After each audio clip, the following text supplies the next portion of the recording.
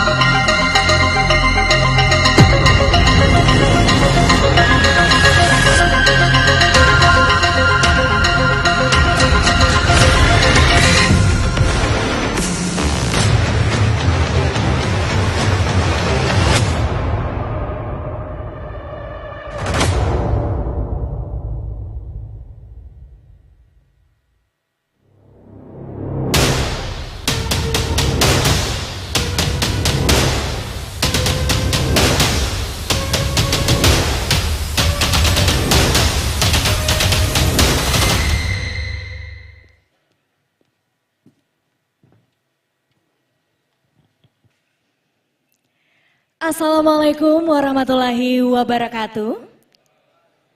Shalom, Om Swastiastu, Namo Buddhaya, salam kebajikan, salam pro prestasi. Good afternoon, ladies and gentlemen. My name is Winda Anggreni, and I feel so honored and delighted to be here as your master of ceremony. As the host of this occasion, I would like to welcome you to the third International Conference on Maritime Development, ICMaD 2024, Challenges in the Development of Green Shipping and Sustainable Energy Efficiency, presented by Politeknik Ilmu Pelayaran Makassar, Indonesia. Give applause to our event today. Thank you. Ladies and gentlemen, this conference is the annual program of Politeknik Ilmu Pelayaran Makassar is one of maritime school under supervised by Human Resource Development Agency. Aims to establish scholars and academic community in pursuing national and international issues on maritime education and training. The conference particularly aims to manage challenges of the development of green shipping and sustainable energy efficiency. And this conference is also a part of celebrating the 103rd anniversary of Politeknik Ilmu Pelayaran Makassar. Ladies and gentlemen, I would like to greet and welcome His Excellency, Director General of Sea Transportation, Ministry of Transportation, Mr. Dr. Captain Anthony Arif Priadi, Master of Science. Good afternoon, sir. The Honorable Secretary of Human Resources Development Agency, Ministry of Transportation, Mr. Dr. Captain Wisnu Handoko, Master of Science. The Honorable Head of Human Resources Development Agency, Center on Sea Transportation, Ministry of Transportation, Mr. Dr. Insinyur Ahmad Master Marine Transportation, KIA CFRA. Hello, sir. Good afternoon. Give applause, ladies and gentlemen. And also we would like to welcome the Honorable Director of Politeknik Ilmu Pelayaran Makassar, Kapten Rudi Susanto, MPD. Good afternoon. Give applause, ladies and gentlemen.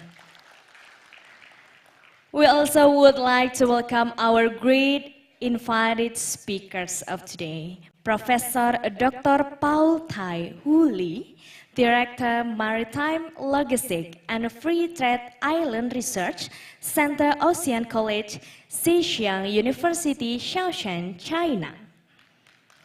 Welcome to Makassar. The Honorable Professor Dr. Insinyur Imade Ariana, Professor of the Department of Marine Engineering, 10 November Institute of Technology, ITS Surabaya, Indonesia. Good afternoon, sir.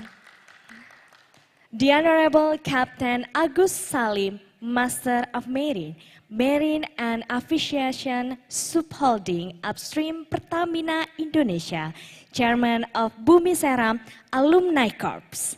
Good afternoon, sir. And we also would like to welcome our speakers who have joined online, the Honorable Professor Prem Shatri from RMIT University, Melbourne, Australia, and the Honorable Professor Dr. Ikuti, Head of Maritime Energy Management, World Maritime University, Sweden. And we would like to welcome our moderator, who is an expert in maritime affairs. Good afternoon, Captain Fandi AS, SSIT, MM, Master of Marine. And also we welcome all participants, the third ICMaD 2024. Ladies and gentlemen, for this moment, let's rise and sing Indonesia National Anthem, Indonesia Raya, and Song of Hymne Perhubungan. I invite you to stand up.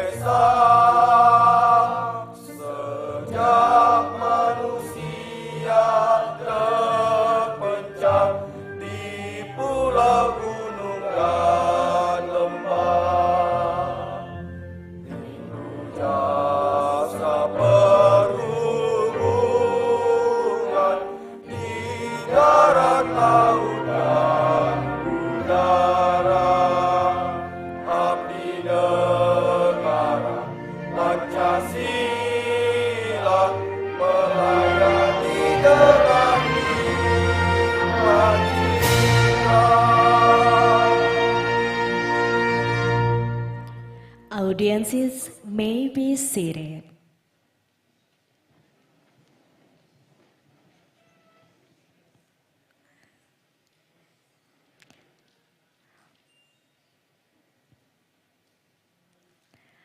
Ladies and gentlemen, first of all, let us pray to God for this event running well. And we kindly invite Mr. Bahrun Abu Bakar to lead paying Boban. To Mr. Bahrun Abu Bakar, the time is yours.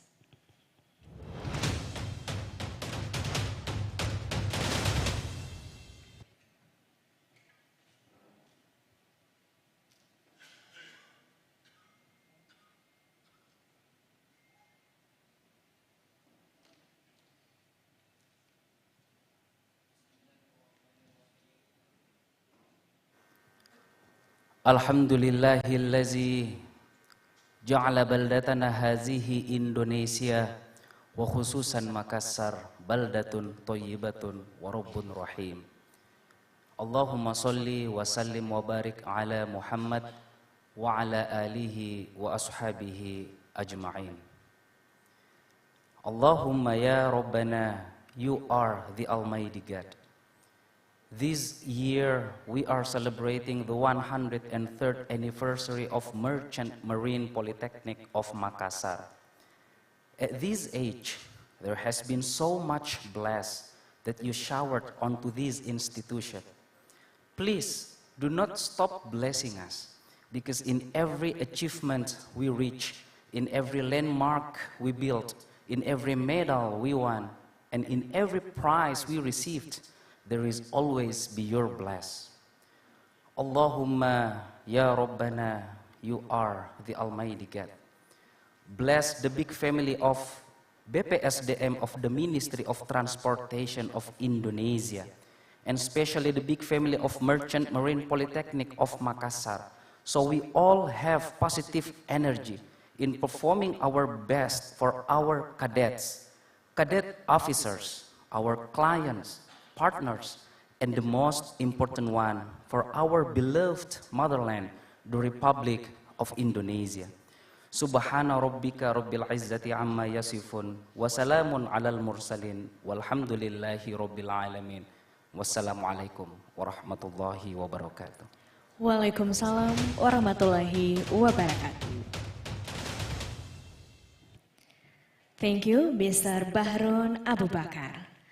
Ladies and gentlemen, to welcome all our distinguished guests and all participants on the third ICMaD 2024, we would like to present you traditional dancing performance by cadets of PIP Makassar. Ladies and gentlemen, please welcome traditional dancing performance by cadets of Politeknik Ilmu Pelayaran Makassar.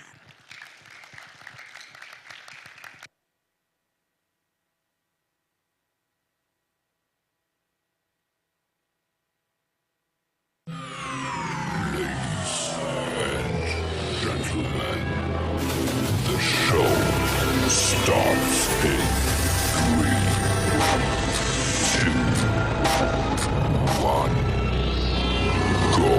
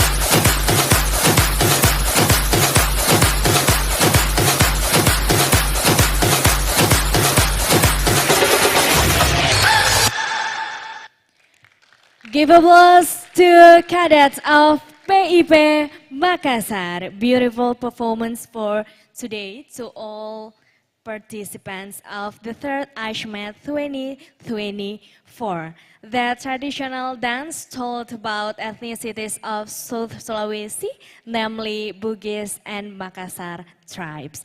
That dance was interpreted an expression of gratitude and joy for arrival of the guests. Ladies and gentlemen, the next agenda, we would like to invite Director of Politeknik Ilmu Pelayaran Makassar, Kapten Rudi Susanto MPD, to deliver his report about this conference. To Kapten Rudi Susanto, the time is yours. Ladies and gentlemen, please welcome Kapten Rudi Susanto.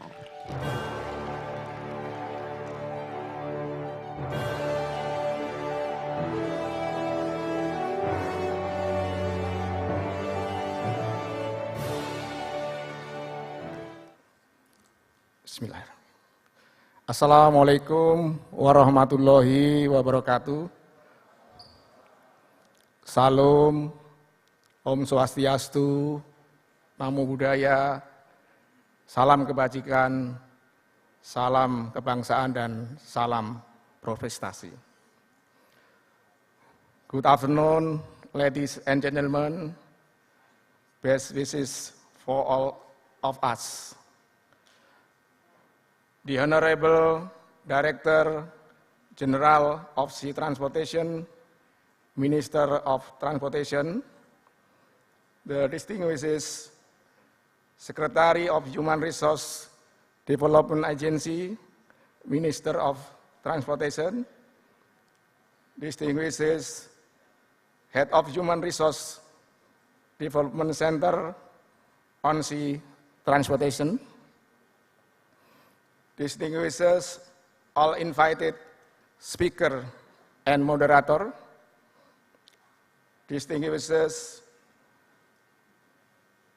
chairman and member of PIP Makassar Public Service Supervisory Board, distinguished all participants who are joining the hybrid conference of the International Conference on Maritime Development on this occasion.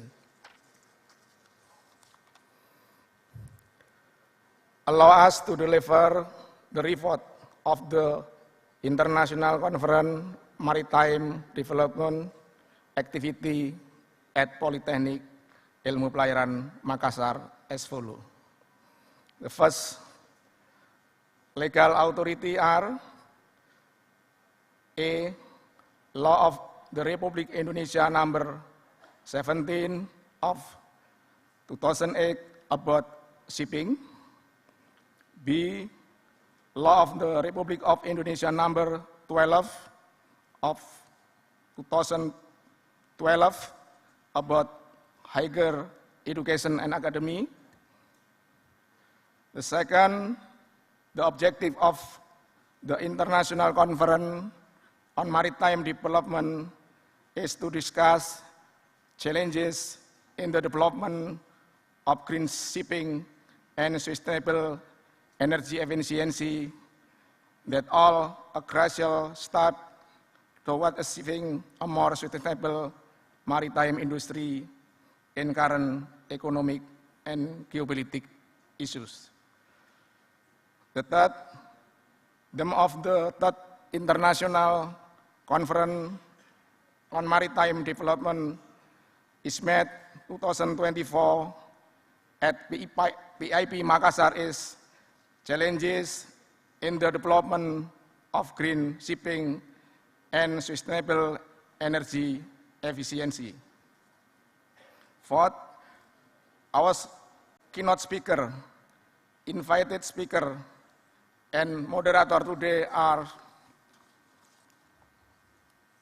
number one, Dr. Kapten Antoni Arif Priadi, MSc, Director General of Sea Transportation, Minister of Transportation. Number two, Dr. Kapten Wisnu Handoko, MSc, Secretary of Human Resource Development Agency, Minister of Transportation. Number 3, Dr. Paul Thai Wonli, Director, Maritime Logistics and Free Trade Island Research Center, Ocean College, Zhejiang University, China. Number 4, Professor Dr. Ikuti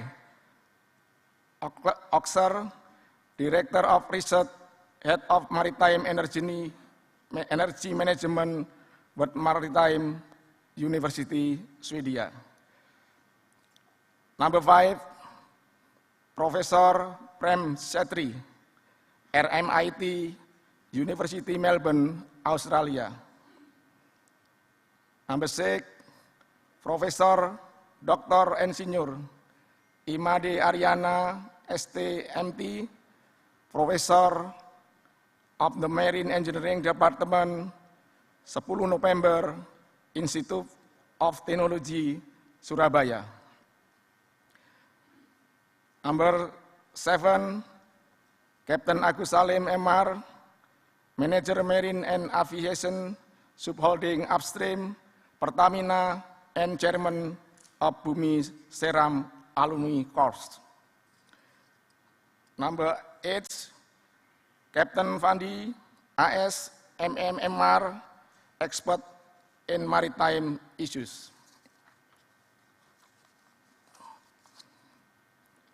Fifth, participant on Conference A, number 1, academic and lecture from state maritime community, domestic and foreign university, and private maritime education in Indonesia. Number 2, shipping officer on merchant vessel. Number 3, vocational school of seafarer. Number 4, student of diploma for maritime program. Number 5, the lecturer of PIP Makassar. Number 6, practitioners and professional from shipping company. Number 7, alumni on board and in shipping company with the total 500 participants, which has not included the participants who are joining virtual through YouTube live streaming. Number 6, this hybrid conference is held today on Wednesday, 9 until 10 October 2024 at Campus 2 PIP Makassar. That is all my report of this conference. Furthermore, it is an honor to please the head of Human Resource Development Center on Sea Transportation to open the third International Conference on Maritime Development, ICMaD 2024, officially.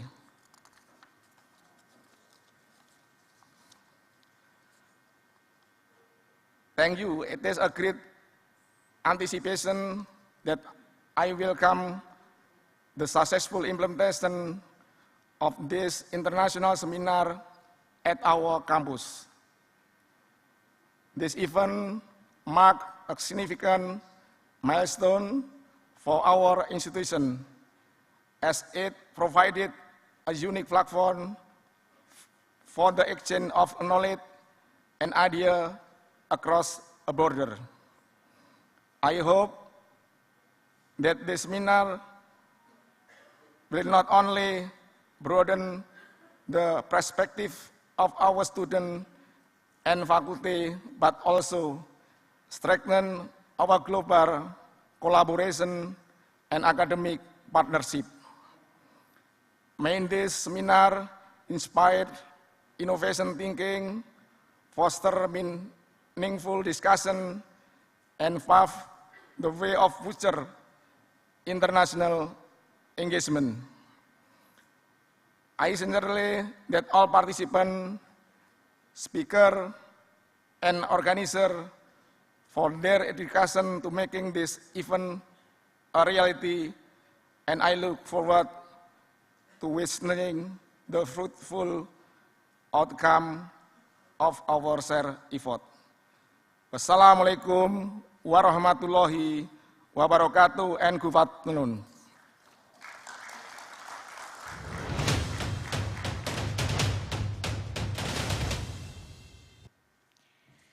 Thank you so much, Director of Politeknik Ilmu Pelayaran Makassar, Kapten Rudi Susanto, for deliver your report today. Ladies and gentlemen, we will open the 3rd International Conference on Maritime Development, ICMaD 2024. We kindly invite Head of Human Resources Development Agency, Center on Sea Transportation, Ministry of Transportation, Mr. Dr. Insinyur Ahmad, Master of Marine Transportation, KIA, CFRA, to deliver a welcoming speech and also open this conference officially. To Mr. Dr. Insinyur Ahmad, the floor is yours. Ladies and gentlemen, please welcome Mr. Dr. Insinyur Ahmad.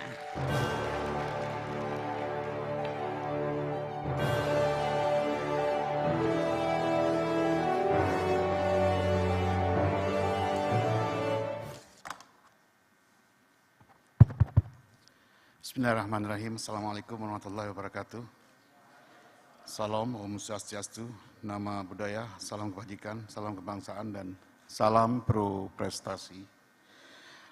Honorable yang saya hormati, Dr. Kapten Antoni Arif Priadi, Direktur Jenderal Perhubungan Laut yang hadir melalui Zoom, Dr. Kapten Wisnu Handoko, MSc, Sekretaris Badan Pengembangan Sumber Daya Manusia Perhubungan, Kementerian Perhubungan, Profesor Dr. Paul Taiwoli, Direktur Maritime Logistik and Free Trade Island Research Center Ocean College, Xinjiang University, China. Thank you for your coming, Mr. Paul. Profesor Dr. Aikul E. Okir, Director of Research, Head of Maritime Energy Management, Wood Maritime University, Sweden. Profesor Prem Chetri, RMIT University, Melbourne, Australia.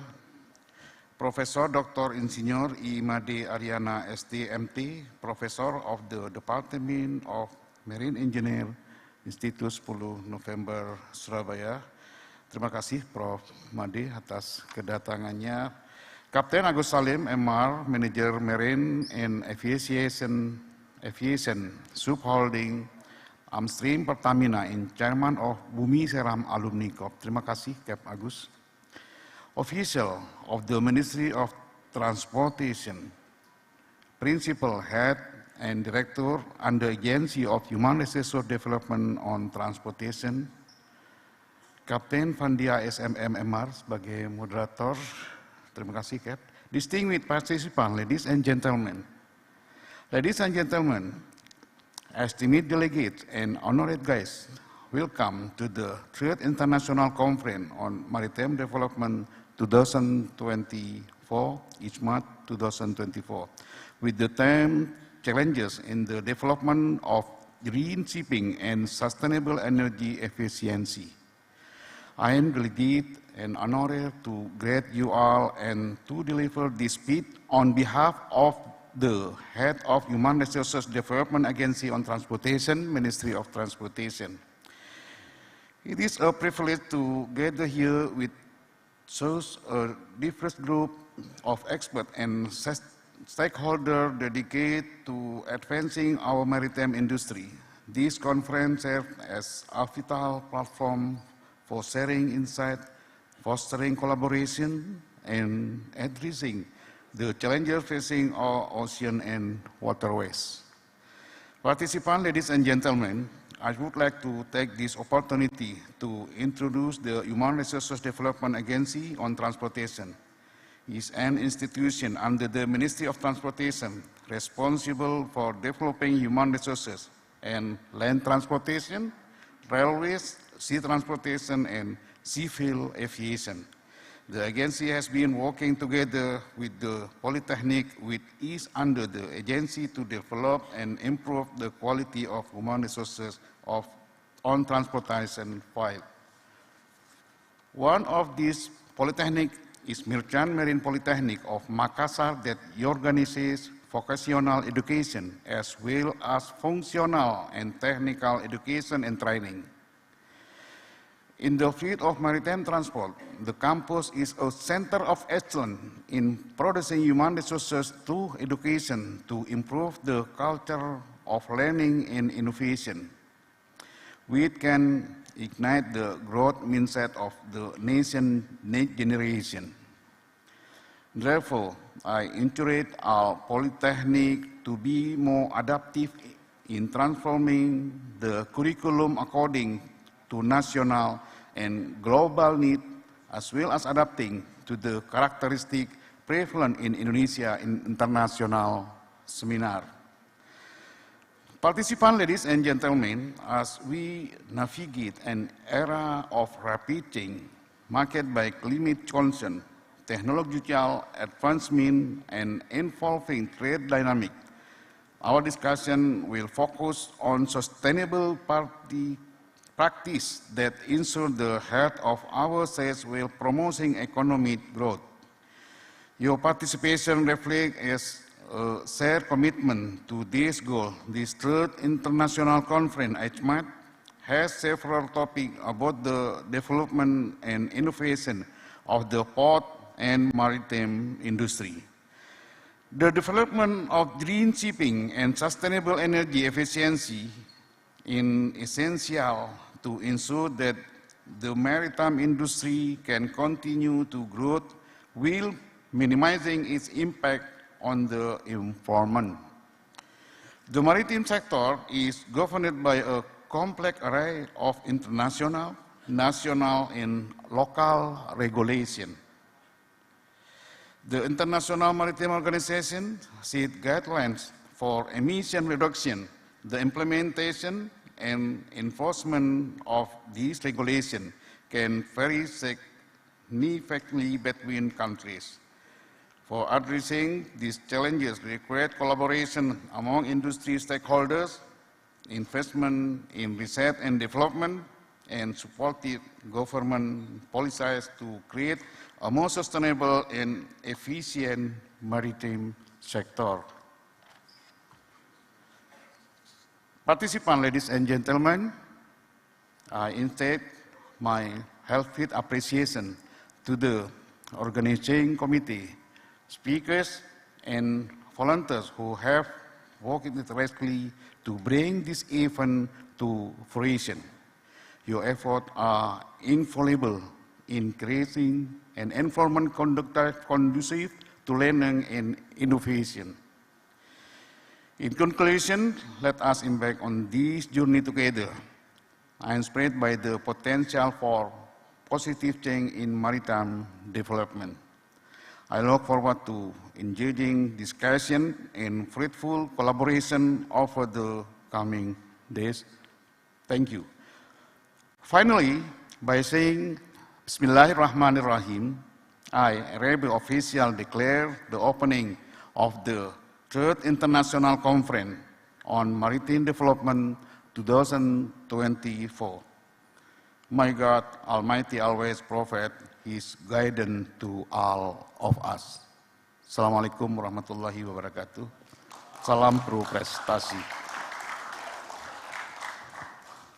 Waalaikumsalam warahmatullahi wabarakatuh. Thank you so much, Mr. Dr. Insinyur Ahmad, for the deliver of welcoming remarks. And ladies and gentlemen, it means the third International Conference on Maritime Development, ICMaD 2024, has officially opened. Once again, give applause to our biggest event.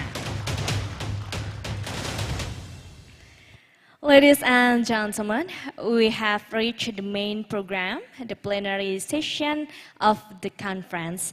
And this session will be conducted by our moderator.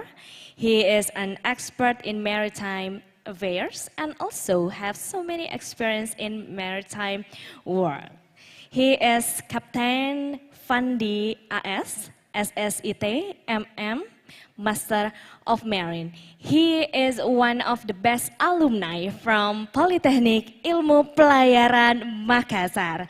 And for education history, he got Master Marine and COC Class 1, COC Class 2 class, Bachelor of Applied Maritime Science, COC Class 3 at Merchant Marine Academy, and he got Magister Business Management class of 2020 until 2022 at Binus University. He has work experience at PT Pelabuhan Indonesia. He was maritime pilot at 2017 until 2020.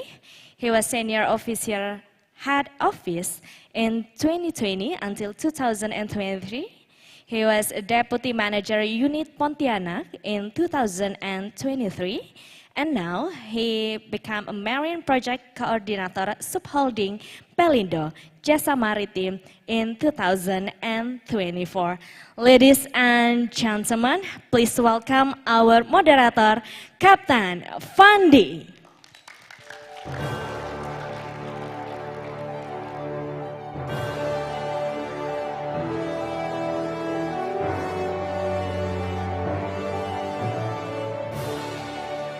Hello, Captain Fandi. Good afternoon. Good afternoon. How are you today?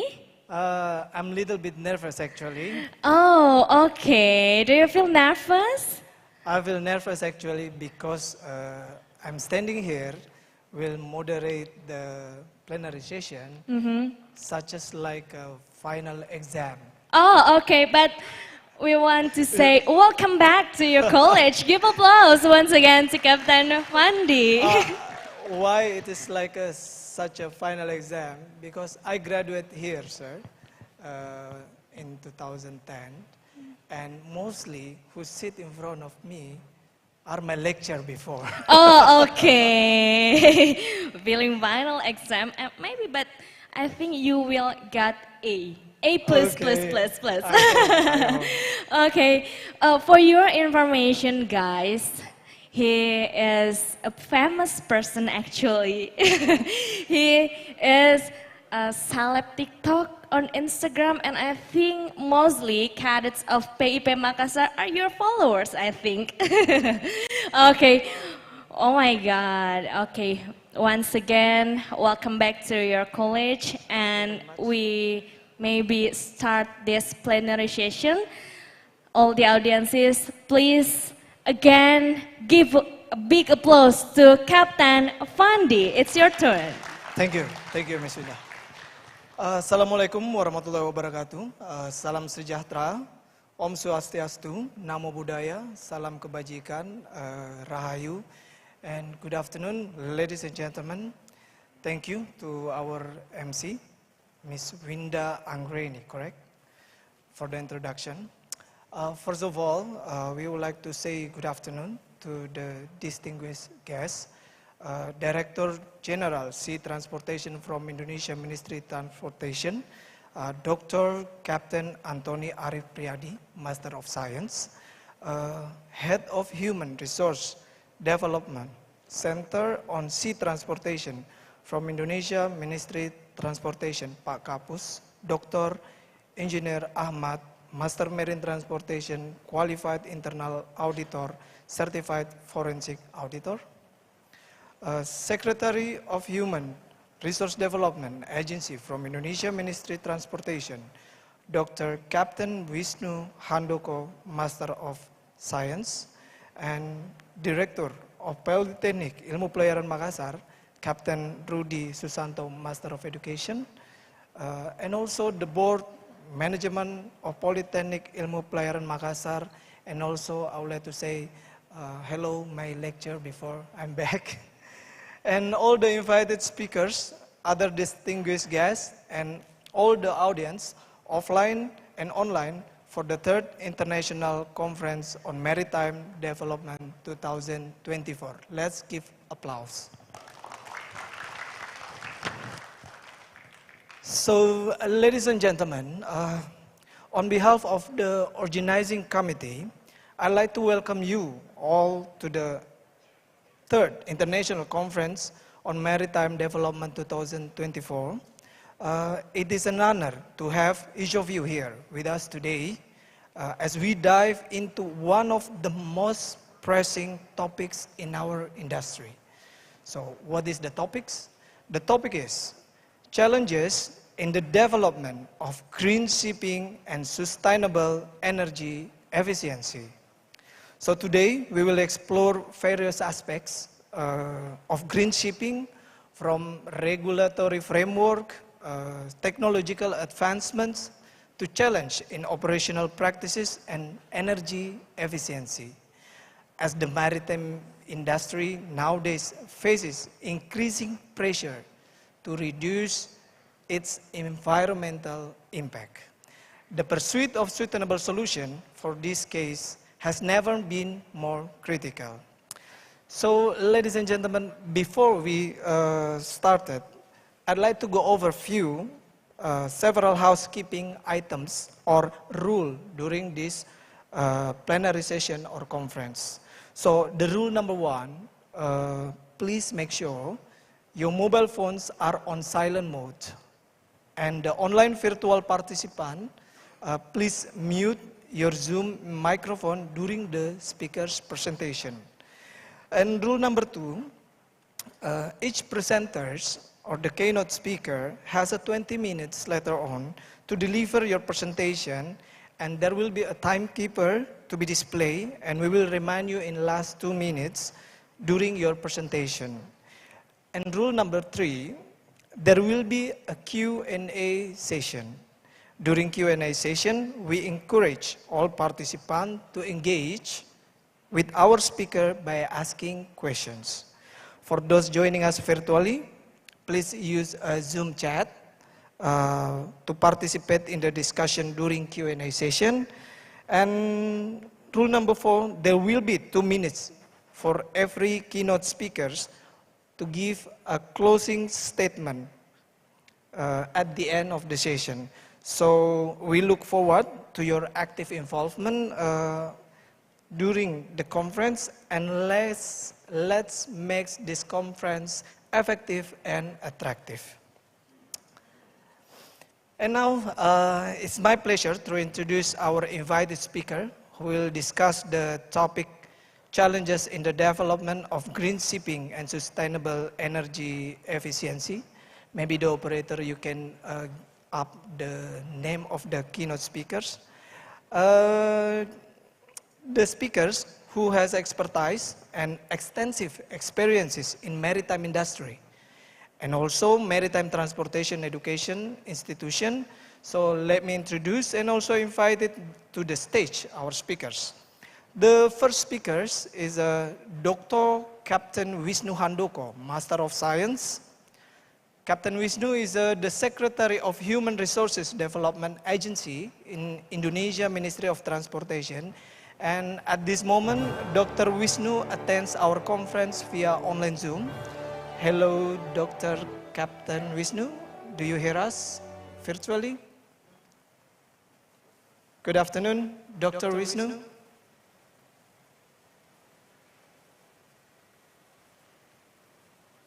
Still mute, Dr. Captain Wisnu. Hello, okay, you're Rekopias. Thank you, our first speaker, Dr. Captain Wisnu Handoko, Master of Science. And the second speaker is Dr. Captain Antoni Arif Priadi, Master of Science. So, Dr. Antoni is the Director General of Sea Transportation in Indonesia, Ministry of Transportation. He plays a very important role in Indonesia maritime industry nowadays because he is as a Dirjen of Sea Transportation. And also Dr. Antoni attends the conference online via Zoom. Good afternoon, Dr. Antoni. Do you hear us from Makassar?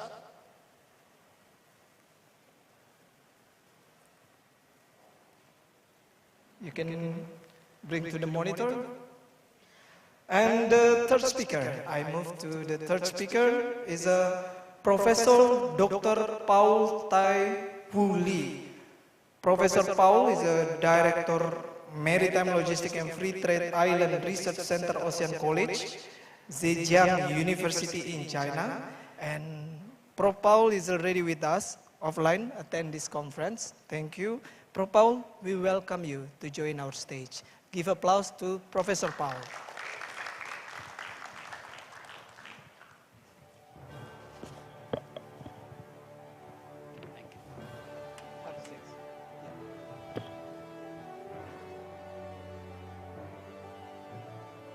Thank you, Prof. Paul. And the fourth speaker is Professor Prem Chetri. He's from RMIT University, Melbourne, Australia. Professor Prem attends the conference online via Zoom. Hello, Professor Prem. Do you hear us online from Makassar? Hello, Mr. Prem, Professor Prem. Do you hear us, right? Okay. Thank you, Professor Prem. And actually, Prof. Prem already arrived in Makassar 2 days ago, but Prof. Prem had to fly again to New Delhi in India because his mother passed away. So we send deep condolence to Professor Prem.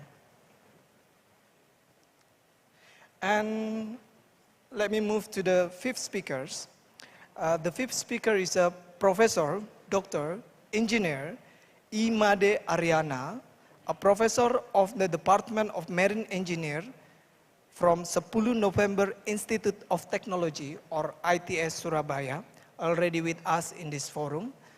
Professor, we welcome you to join us in the stage. Give applause for the Professor Made. Welcome to the stage. Prof, have a seat, please. Thank you, Prof. And we have a sixth speaker. It's Captain Agus Salim, Master Marine. Captain Agus Salim is an expertise from the biggest Indonesia oil and gas company, PT Pertamina Persero. Before work in marine and aviation subholding upstream Pertamina Indonesia.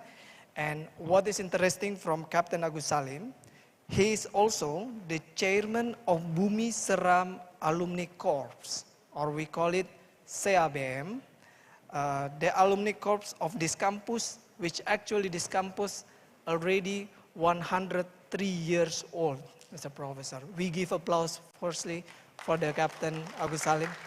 We welcome you to the stage, Captain.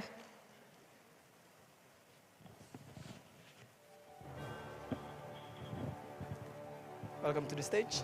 Have a seat, Captain. So we still have the seventh speaker is Professor Dr. Ikuti Olcher.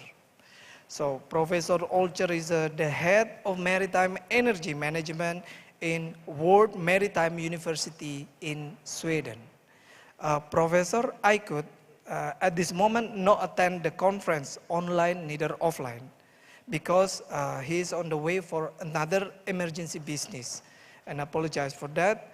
But what a super fantastic from Professor Olcher. He already recorded a special video for this conference and will be displayed during the presentation session. So I think I already have all my speakers or our keynote speakers. We give applause one more time for our keynote speakers. So, ladies and gentlemen, we cannot wait any longer. Let's begin the conference. Firstly, we directly to the presentation session. I directly call and introduce firstly for the first speaker, Dr. Captain Wisnu Handoko, Master of Science, who will discuss the topic challenges in the development of green shipping and sustainable energy efficiency.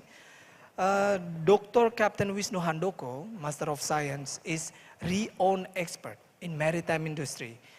With educational background, Diploma 3 in Diploma Program BPLP Nautica Program, or we call it in Indonesia Serta in 1995. And in 1999, joined the Bachelor Program PLAP Jakarta Nautica, or we call it Strata B. And 2003, joined a specialist program for Master Marine Class 1 and STIP Jakarta. And 2007, Magister Program in World Maritime University for Maritime Education and Training in 2007. And 2017, joined the Doctorate Program in University Negeri Jakarta for Education Management Program. And also, besides of the education background, Dr. Captain Wisnu Handoko has extensive experience. In 2012 until 2050 as a head of BP2IP Malahayati Aceh Besar, also was a director of Politeknik Ilmu Pelayaran Semarang, also head of subdivision domestic sea transportation in Directorate Sea Traffic of Indonesia Transportation Ministry, also become a harbor master and port authority Class 1, Port of Banten, also harbor master in and port authority also in Pelabuhan Kelas Utama Tanjung Priuk, also in Belawan, and now Dr. Captain Wisnu as the Secretary of Human Resources Development Agency, Ministry of Transportation. This is a very great education background and experience. We eager to receive your presentation, Captain Wisnu, for next 20 minutes, and timekeeper will be displayed on the monitor. Please deliver your presentation. Allow me to remind you, and 2 minutes last. And I think, are you ready, Dr. Captain Wisnu, to deliver your presentation? Yes, Captain Fandi, can you hear me? I'm ready now. Okay, time is yours, Captain, please. We give applause firstly for. Okay, thank you, Captain Fandi, as the moderator. Good afternoon, all distinguished speakers and also academic staff, distinguished lecturers and students, and distinguished ladies and gentlemen. Can you please expose of my presentation, please?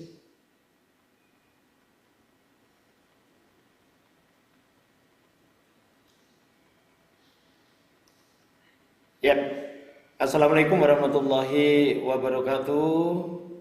Om Swastiastu, Namo Buddhaya, greeting of virtue and greeting of achievement. Salam prestasi BPSDM Berhubungan. Ladies and gentlemen, first of all, I feel very honored to be present in the midst of all webinar participants in the International Conference on Maritime Development, or ICMaD, which is organized by Makassar Merchant Marine Polytechnic, or PIP Makassar.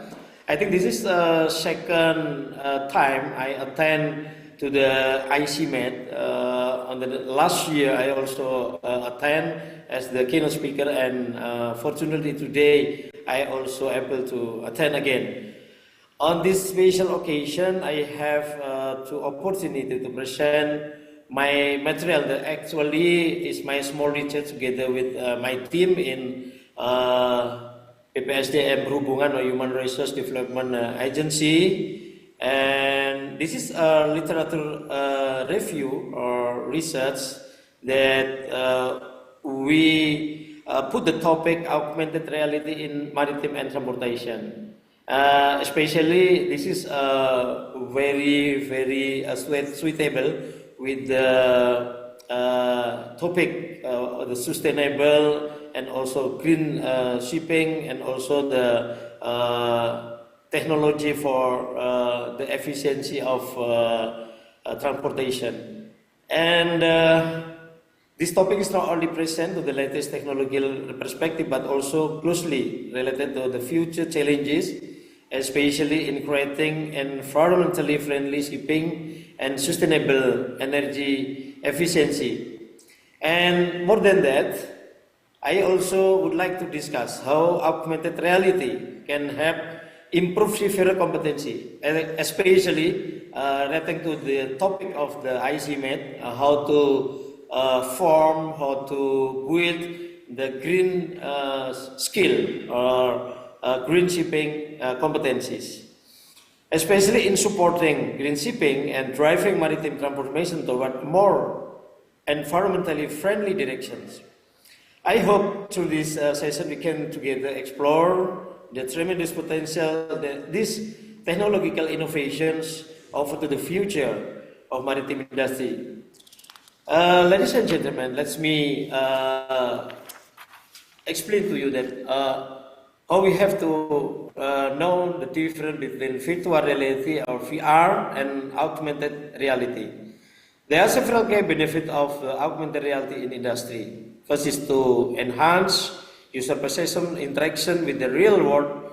AR also can provide contextual information that help users better understand their environment and interact more efficiently, and also may stimulate access to improve industrial process, display the information that cannot be directly detected, and also help user perform product related acts. AR can provide visual instruction, especially how to overcome the issue regarding environment, regarding the use of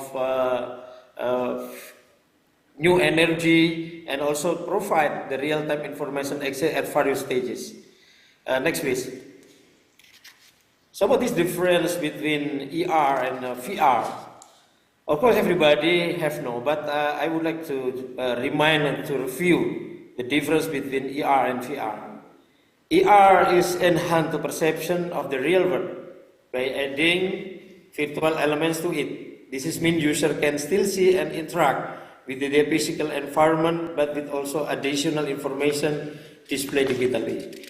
So, you know, I think we have a simulator, a lot of simulator we have, but the technology of ER in the future, I would like to give the motivate that every polytechnic should be developed this kind of technology, augmented reality.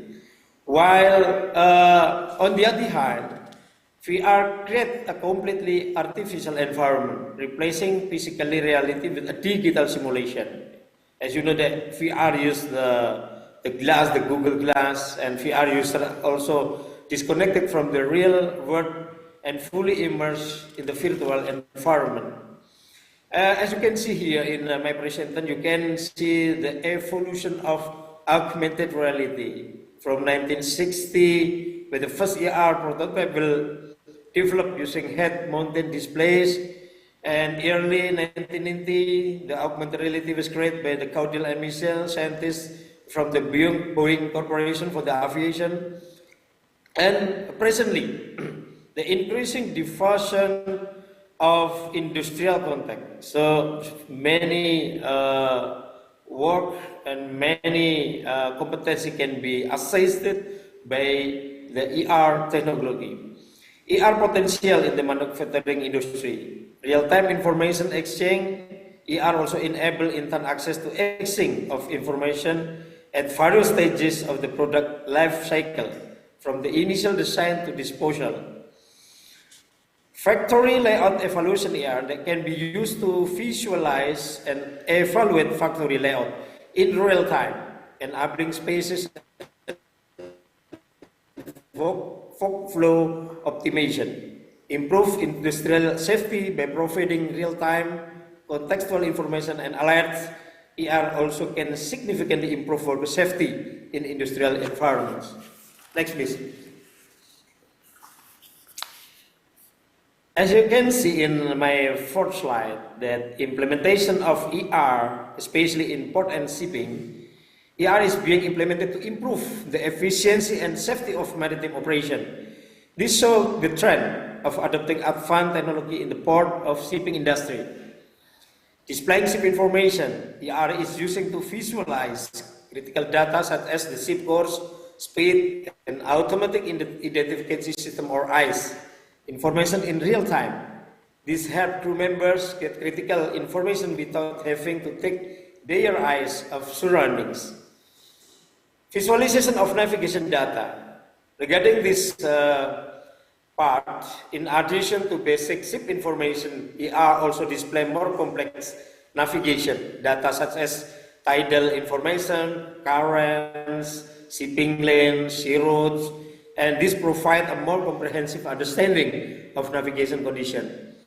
Support for the mooring operation and the narrow water navigation, and also the benefit of using augmented reality improve the situational awareness and aid better decision making. This has direct impact on improving the safety and efficiency of operation. For example, DHL and Audi example in the mobile industry, although not from the maritime industry, this example demonstrates the broad potential ER across various industry sectors and the possibility of adapting best practices to the maritime context. Next please, slide number 5. ER in the port operations, such as for the port terminal expansion, planning and visualization. ER is used to virtually visualize port of terminal expansion plan.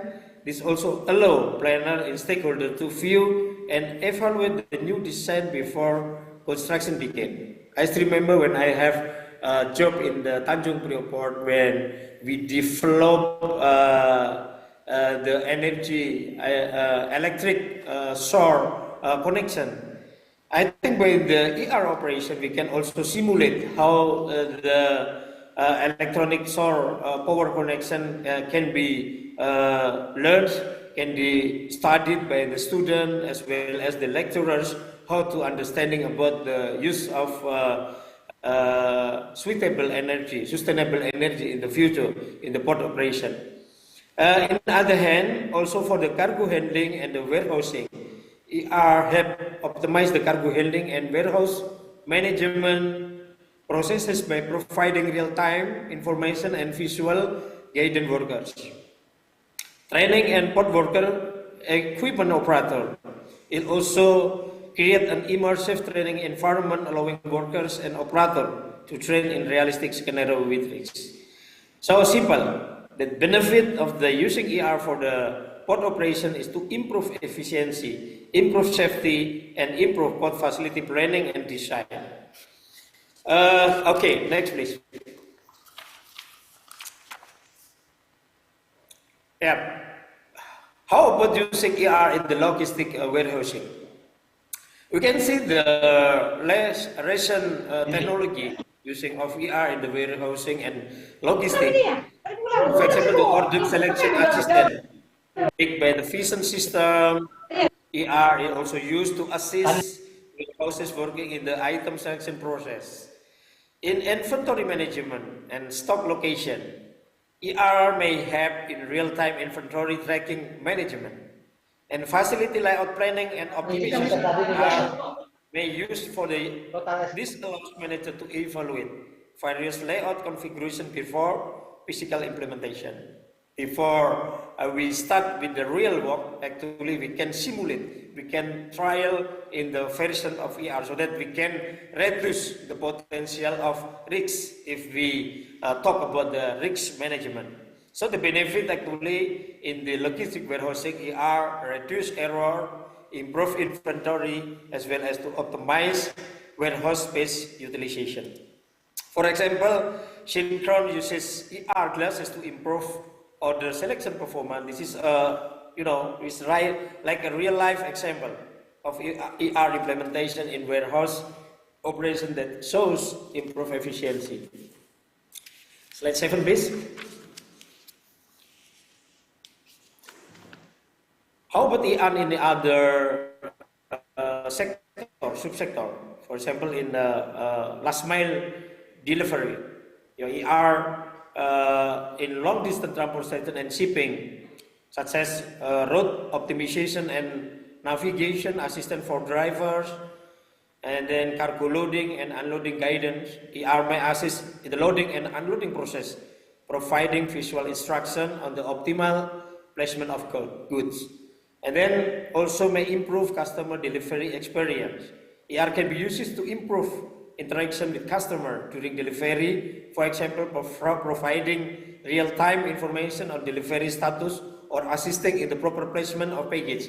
It's like when we order food from the Gojek, we can see what the process of the mobile process of our food since from the restaurant pick up by the Gojek driver until come to our houses.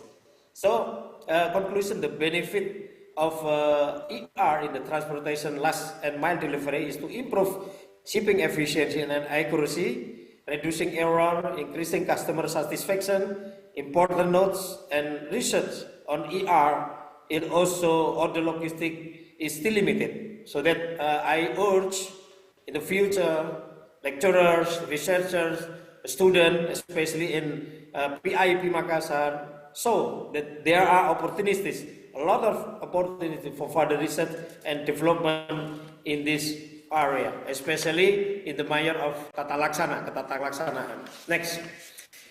ER, the transport in education and maritime, also we can see the ship bridge simulator with ER overlay is also used to increase the realism and effectiveness.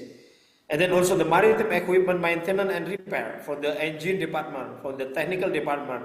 ER is applied to provide visual guidance of maintenance and repair training for the engine trainings. And then also safety and emergency procedure training and interactive learning module. ER-based educational and application and virtual tour of the ship and onboarding using ER. Next please.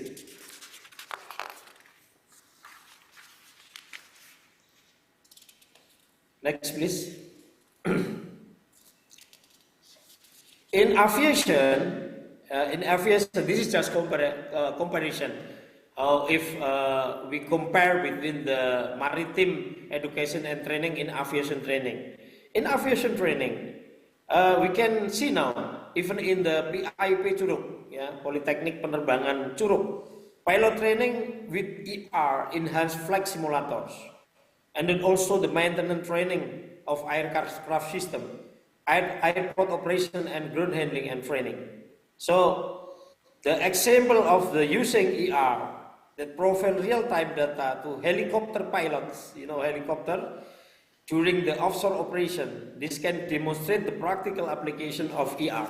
So that you can imagine, many kind of the module, many kind of the training can be created by the ER, as long as we willing to make further research of this kind of tools. Next. In the next slide, I would like to show you how the using of augmented reality in China. Last year, I visited in Polytechnic in China, and I take a video. Would you please, if able to play this video, please? The AGV car can go through the gate, and then wait a moment.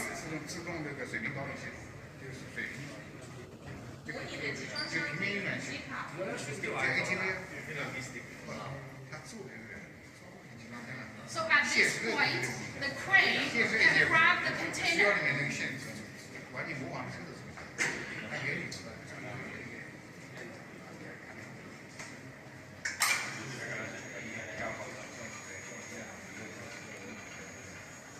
At this time, the crane grabs the container, and then the crane will move this container to the position stated by the system.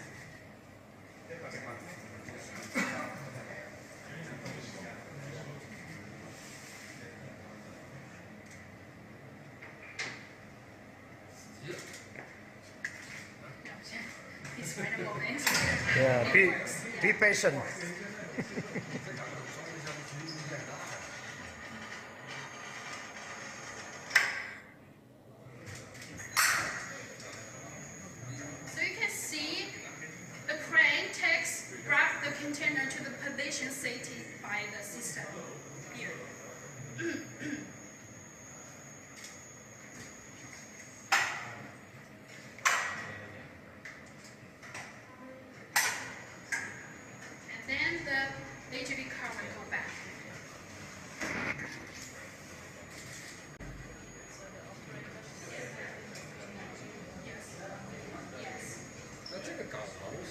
So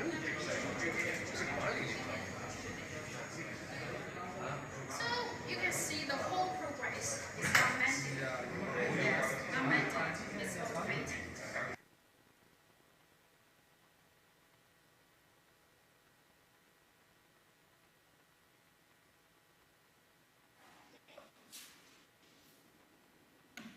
Hello, can you see the video, Captain Fendi? Yes, we can see your video presentation, Captain Wisnu. Okay, if you can see the video, I just to remind you that actually we can make by our technology in Indonesia to make success that I show to audience. This is already established in the Polytechnic Pelayaran Surabaya, but so far we still make the research how to connect with the digital sheet. I mean in the laptop or in your tablet to connect with the real equipment or real object. As you can see, the container and also the truck to move the containers. Okay, can we move to the next slide, please?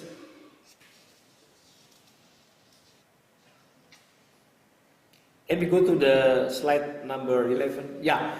Actually, in this slide, I would like to show you the Gartner Hype Curve analysis. When in this Gartner Hype Curve, we can show that ER past is to pack of the inflated expectation around 2010 make a significant turning point. You know, this research objective actually to purpose of this study to explore and synthesize existing research on the use of ER in enhancing collaboration in maritime operation. And also ER application in the maritime sector can be developed in the ship navigation, maintenance, maritime construction, as well as also the green skill. And also the technology readiness. The majority of studies are still in early development state with a low technology readiness level or TRL. This is indicate that many ER applications are still in concept or early prototype stages. 1 month ago, I opening exam of the dissertation, one lecturer in PPI Europe. They also research, very interesting research, how to apply the AR technology in the radar simulator using for training for the RTC, air traffic controllers. So as the conclusion of this research is, ER show the potential in enhancing maritime collaboration. Much work is still needed to bring the application to maturity and overcome existing limitation. So the suggestion for the future research, that this is the pace of where ER started to be adopted more seriously by industry, and as well as in the maritime industry. The change is important because they indicate that ER is more ready to be used in the real situation. Next, please. Dr. Captain Wisnu, your time is less than 1 minute. By this slide, I would like to show you the prevalence of maritime operation discussed, including the publication, the table show the frequency of number of studies that discuss various maritime operation in the context of ER. As you can see, ship navigation normal 22, and also traffic control 3. So we have prevalent total 57.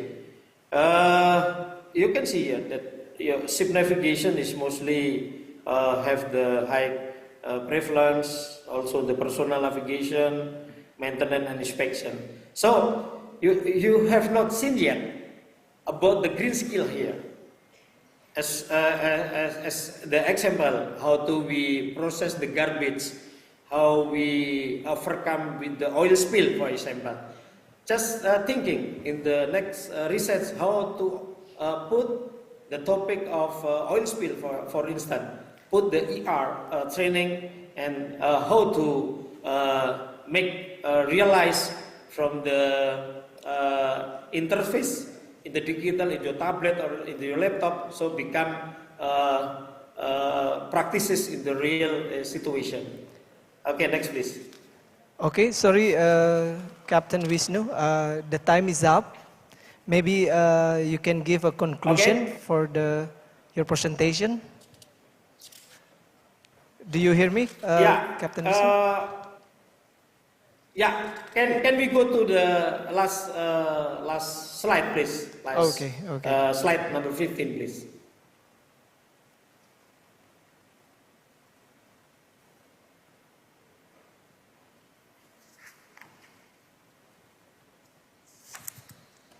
This is the last slide, yeah. Future development and research needs. Yeah, this is the important things that I want to urge, that I want to pass my hope to all of you, especially PIP Makassar, that the future development and research needs in the ER, developing more robust ER system for outdoor or mobile application in transportation.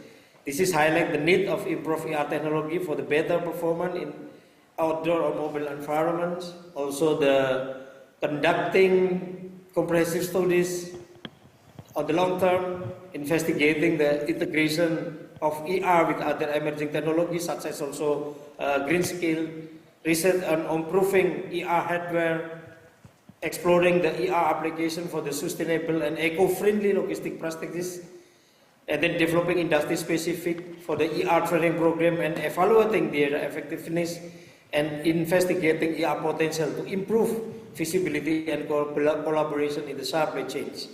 And last is the addressing cybersecurity, because the issue of security is also become our challenges in the future, because the world is not always in good condition, but the challenges of security is always rise.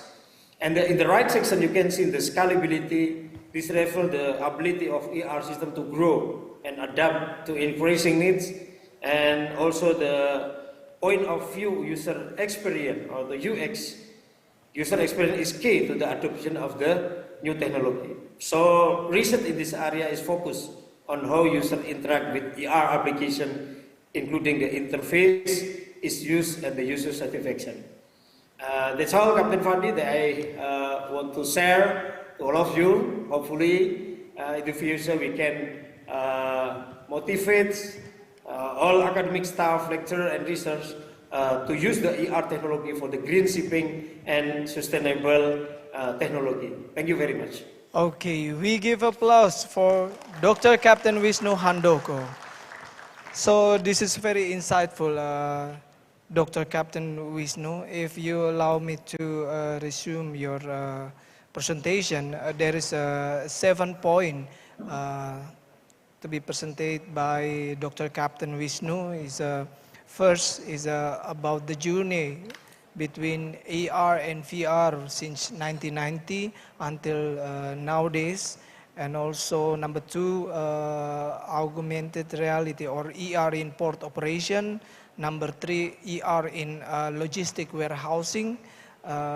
Number 4, ER in transportation for delivery. And number 5, ER transportation education in maritime and aviation.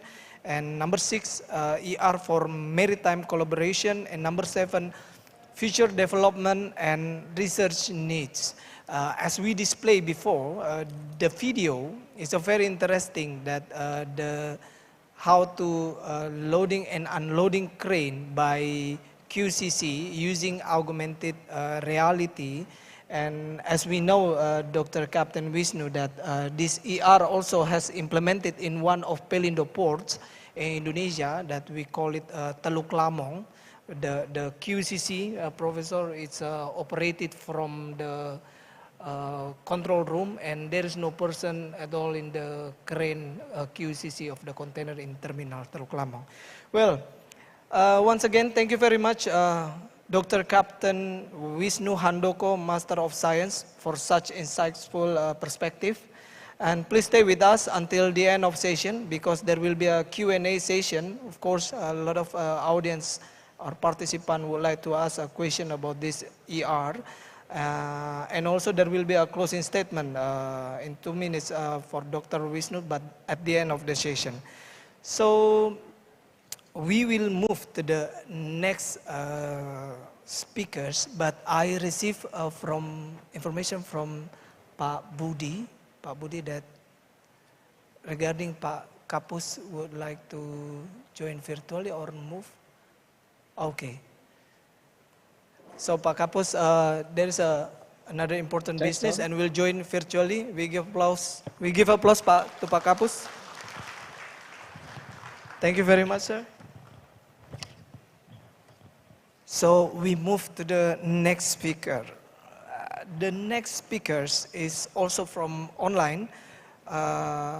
Let me introduce Dr. Captain Antoni Arif Priadi, Master of Science, who will discuss with the topic challenges in the development of green shipping and sustainable energy efficiency. Dr. Captain Antoni Arif Priadi, MSc, is a renowned expert in maritime industry and also has extensive experience, has a education background from BPLP or PIP Semarang in Diploma 3 Nautical, or we call it in the past MPB 3, and graduate MPB 2 or Nautical Class 2 in PLAP Jakarta, and also Nautical Class 1 in STIP Jakarta. And in 2006, joined a Master of Science in Maritime Affairs in World Maritime University, and 2040 again continue his study in Universitas of Indonesia for civil engineering doctorate program, and 2050 again continue his doctorate program in computer engineer specialization on automation in University of Le Havre, France. And previous 2018, Dr. Captain Antoni Arif Priadi, Master of Science as a Attaché Perhubungan or Attaché Transportation Ministry in Embassy of Indonesia in Kuala Lumpur, and also as Head of Navigation District Class 1 in Tanjung Priuk, 2020 until 2021, and 20 to 21 also as a Director of Lalu Lintas dan Angkatan Laut in Ministry of Transportation in Indonesia, and 2022 as a Sekretaris Badan in BPSDM Perhubungan, and 2023 as the expert staff in Kawasan dan Lingkungan Perhubungan, and now current position since 2023 as a Director of General Sea Transportation of Indonesian Transport Ministry. So Dr. Captain Antoni Arif Priadi, MSc, will deliver his presentation.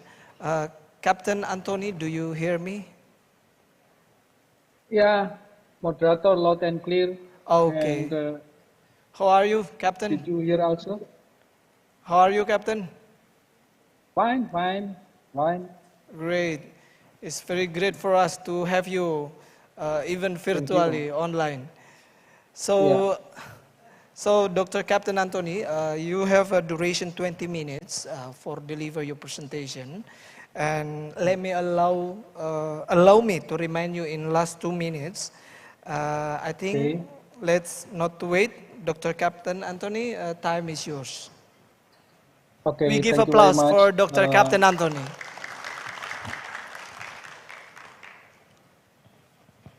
Yeah, let I share my presentation. Ladies and gentlemen, distinguished speakers, and then the distinguished to the student and so on. Let I start with Assalamualaikum warahmatullahi wabarakatuh. Selamat siang. First of all, I appreciate with this seminar, and of course ICMaD, the third ICMaD, yeah.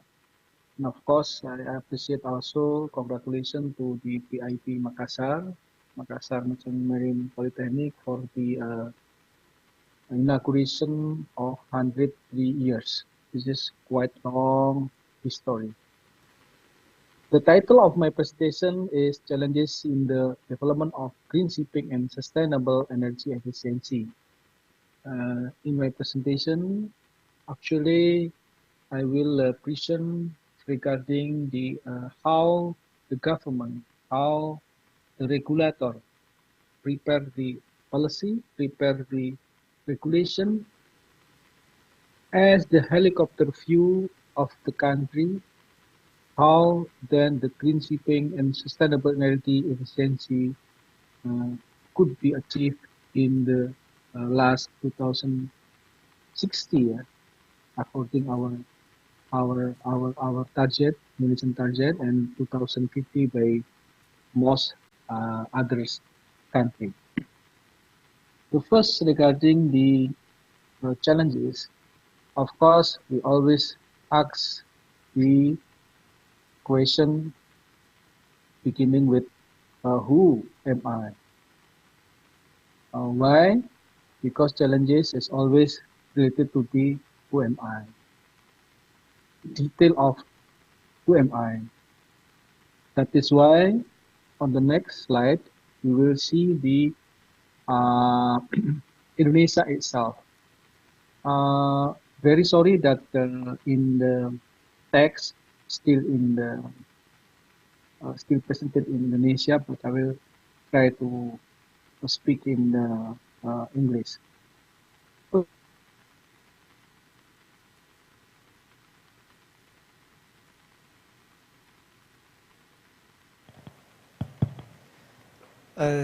Captain Anthony, are you still with us? And then we have 17,001 islands. This is quite big, and also this is the largest archipelagic country in the world. And then we have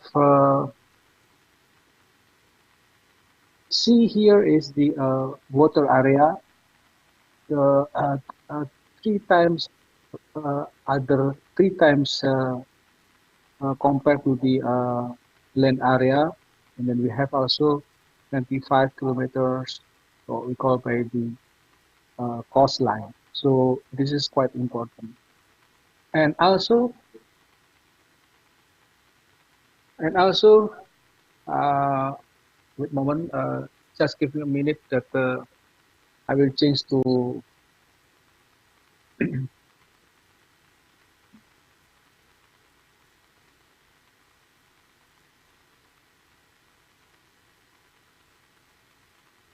yeah, moderator, just wait a moment.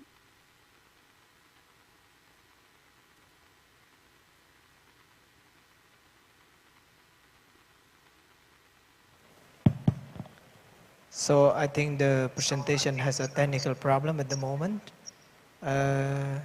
Dr. Captain Anthony, are you still with us? Yes. Wait a moment. Oh, okay.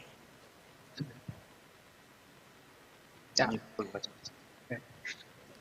Now Just here like in this camera, now you look more handsome, Captain.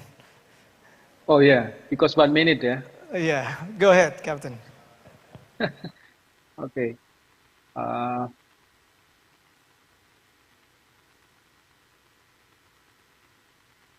Yeah, I start from last year.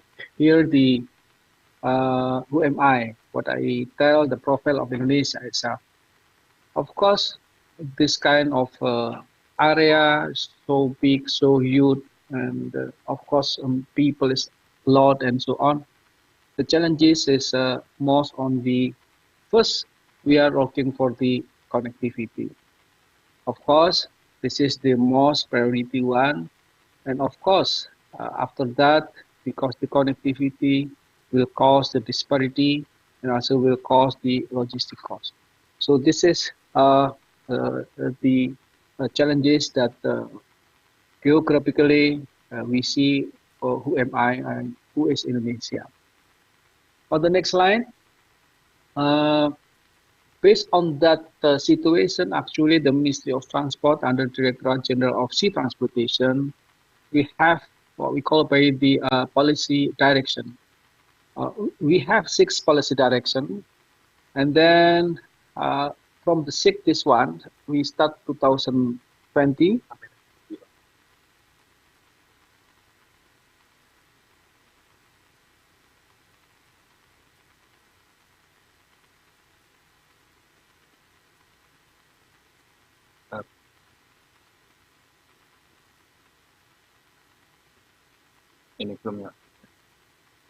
Yeah, it's okay now, yeah, right? We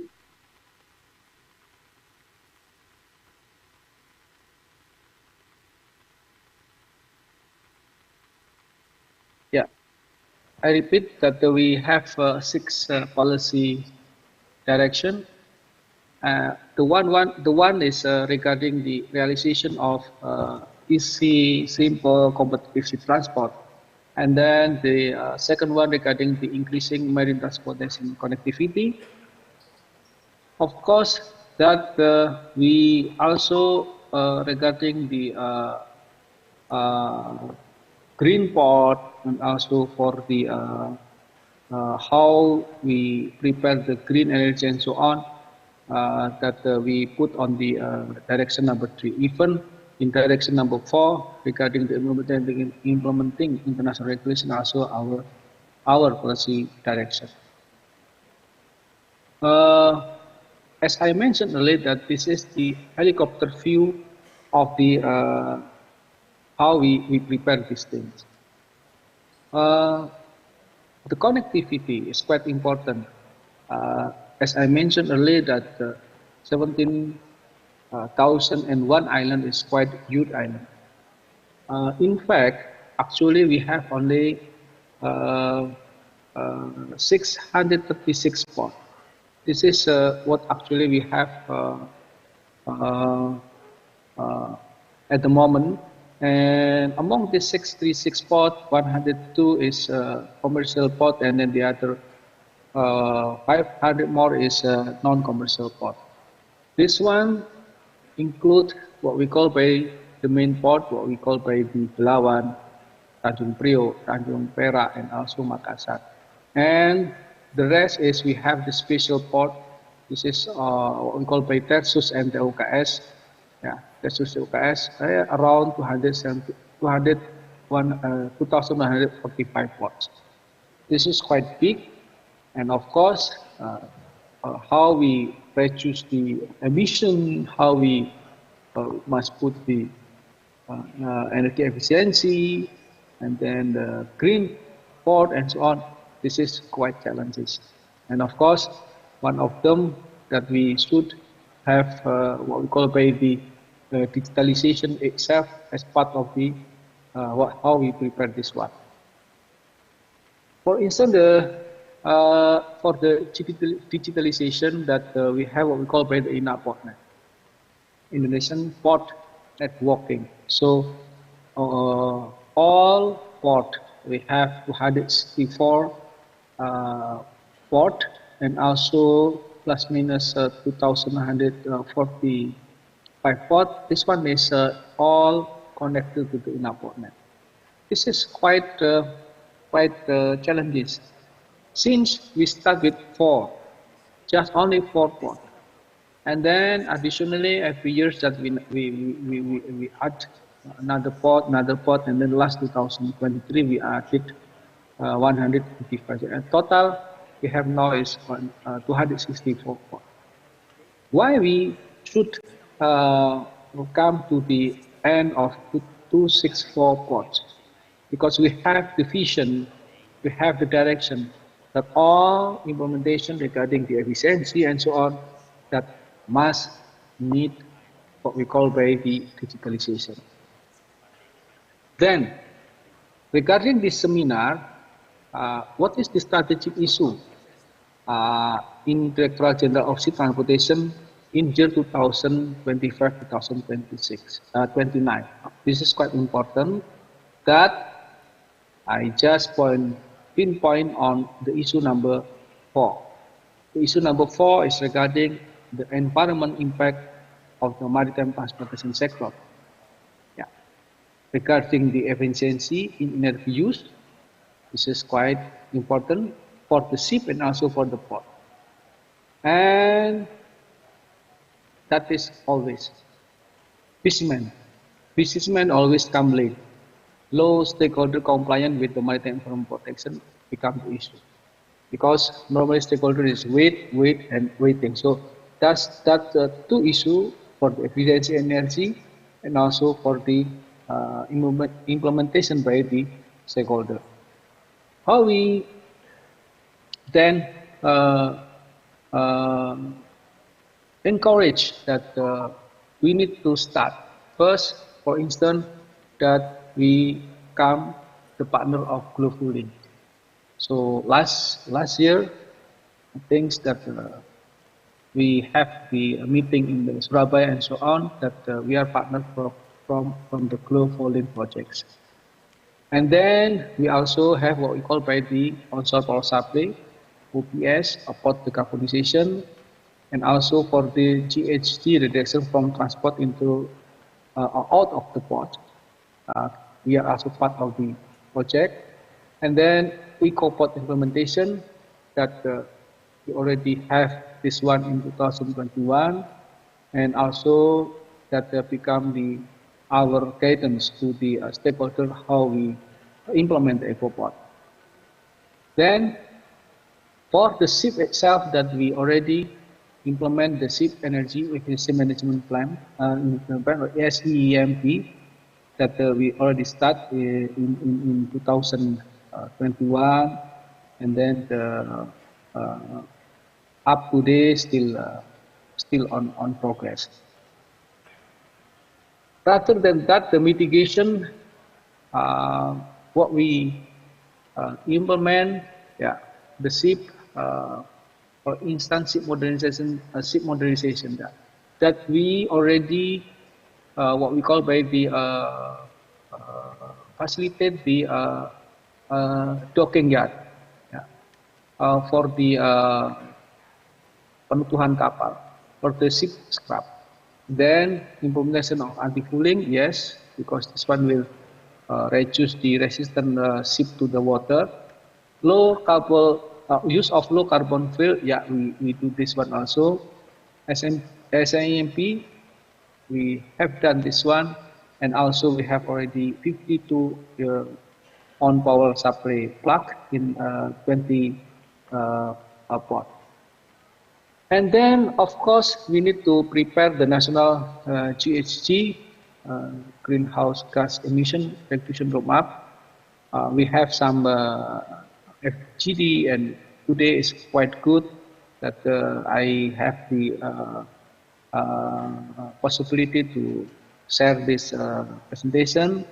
And then also the academic study that we have also prepared this thing, then and the end that we prepare the submission material to MPC Ikuti related to the biodiesel P35 Indonesia, that all ship Indonesian flag that actually today is run the engine using the fuel biodiesel P35, that we need to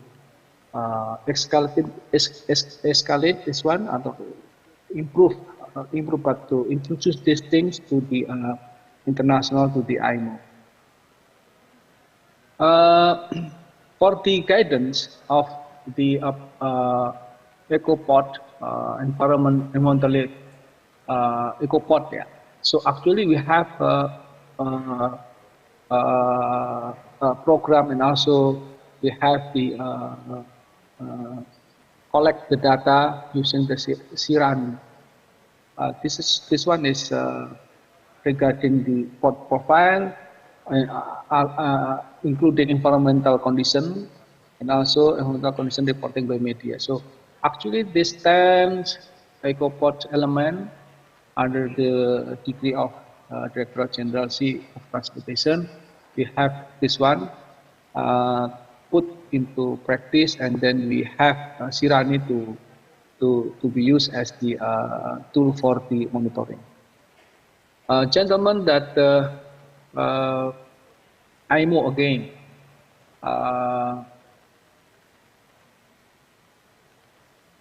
As I mentioned that in July 2024, this is the first paper that we reduction of GHG from ship by the biodiesel program by Indonesia, and then of course we still wait that the other sector will improve from B35 become B40. And of course, today if we see some articles that we also have a lot of ship that using the transition energy, using the diesel and compressed natural gas in tugboat, and also Pertamina Hulu and PKI, they use also dual fuel diesel using LNG, and of course PTPN also have the first CNG. What is the next issue regarding the ship building? Actually, is whatever the resource of the fuel is from the fossil, could be stopped, could be reduced by the time. That is why today a lot of challenges. How we start? How then we should start to build the ship today? A lot of discussion regarding this thing, but the most important things that on the end the ship will propel by the electric, and then how the propeller get the electric, maybe from the generator, maybe from generator that using the diesel or using LNG, or maybe next future using ammonia, or maybe using methanol, and so on, or maybe using the battery. So the change of philosophy that the main engine use the electric engine, yeah, not necessarily like today using the main engine, but how to get the electricity from to drive the electricity like a propeller and so on. We need the generator, or maybe we need the battery with the various things of the resource of the fuel. Gentlemen, this one is what we, ladies and gentlemen, that I may present my presentation. Any question you may submit, you may raise to Anthony, @gmail.com. Again, thank you very much and enjoy the seminar. Thank you very much, Captain Dr. Anthony. We give applause. So thank you very much, Captain. It is very insightful presentation. Allow me to make resume your presentation. You have a presentation about 9 points. The first point is regarding Indonesian constellation and the challenges, where the constellation that we have 17,000 islands and 267 million people. And with the challenges also, we have a disparity of economics from Sabang to Merauke, and also connectivity due to we have a 17,000 island, and also a logistic cost. As we understand that the logistic cost in Indonesia between another country in Asia, we have a 14.29%, which in the maritime or in the port is only contributing 2%. And also the second point from Dr. Captain Anthony is the policy direction of Indonesia Ministry of Transportation. It's explained about the strategic plan. So actually for a lot of businessmen businessman or a port operator in developing their port, actually they should see this presentation. Otherwise, it will be the opposite direction with the strategic plan of the government. And also the point number 3 is about structure development policy, which already established by Indonesian Transportation Ministry, has 28 main ports, and for the total it has 636 ports. It's quite plenty ports. And also the point 4 is digitalization of INAPortNet since 2016. So this is INAPortNet is a government application for make a request for the vessel to do activity in the ports. And also the 5th point is a strategic issue with the concept connectivity, performance, safety, and environment. And the point number 6 is the support. What kind of support of Indonesian Transportation Ministry give is they already start with the GHG reduction with the anti-fouling and ship energy efficiency management plan implementation. The government already implement this. And also the program of support program is a port decarbonization. So actually for the shipping or port operators or vessel operators, if they make a new build, it's much better they make the orientation with the port decarbonization to reduce decarbonization. And the 7th one is the mitigation and follow-up plan. The government of already make emission reduction map, and also Captain Antony presented regarding concept of eco-port. So this is actually to be seen and adopted by all the operators in Indonesia regarding this eco-port, and also the sample of dual fuel harbor tug and motor ship. Once more, we give applause to Dr. Captain Antony. Very insightful, Captain. If you can stay with us at the end of the session, we will still ask you about 2 minutes closing statement at the end of the session, and before that we have a Q&A session, and I hope you still stay with us virtually, Captain. Thank you. And now let's move to the next speaker, Captain. Ladies and gentlemen, it's my pleasure to introduce the 3rd speaker. Is Professor Dr. Paul Tai Wu Lee. Professor Paul is a Director Maritime Logistics and Free Trade Island Research Center, Ocean College, in Zhejiang University in China. Do I pronounce correct, Prof? Okay. Paul Tai Wu Lee is a Professor of Maritime Transport and Logistics, Director of Institute Maritime Logistics, and Director of Maritime Logistics and Free Trade Island Research Center at Ocean College, Zhejiang University in China. He holds a PhD from Cardiff University in the United Kingdom, followed by Bachelor Engineer, right? Bachelor Engineer and Master of Bachelor Art and Master of Economics degrees in Korea. He has taught at several universities around the world for 40 years. We give applause for the professor. Also, actually, I still have a lot of... oh, just, okay, I can make it short. 2 items more. Professor Paul has published 9 books and more than 250 papers, national and international.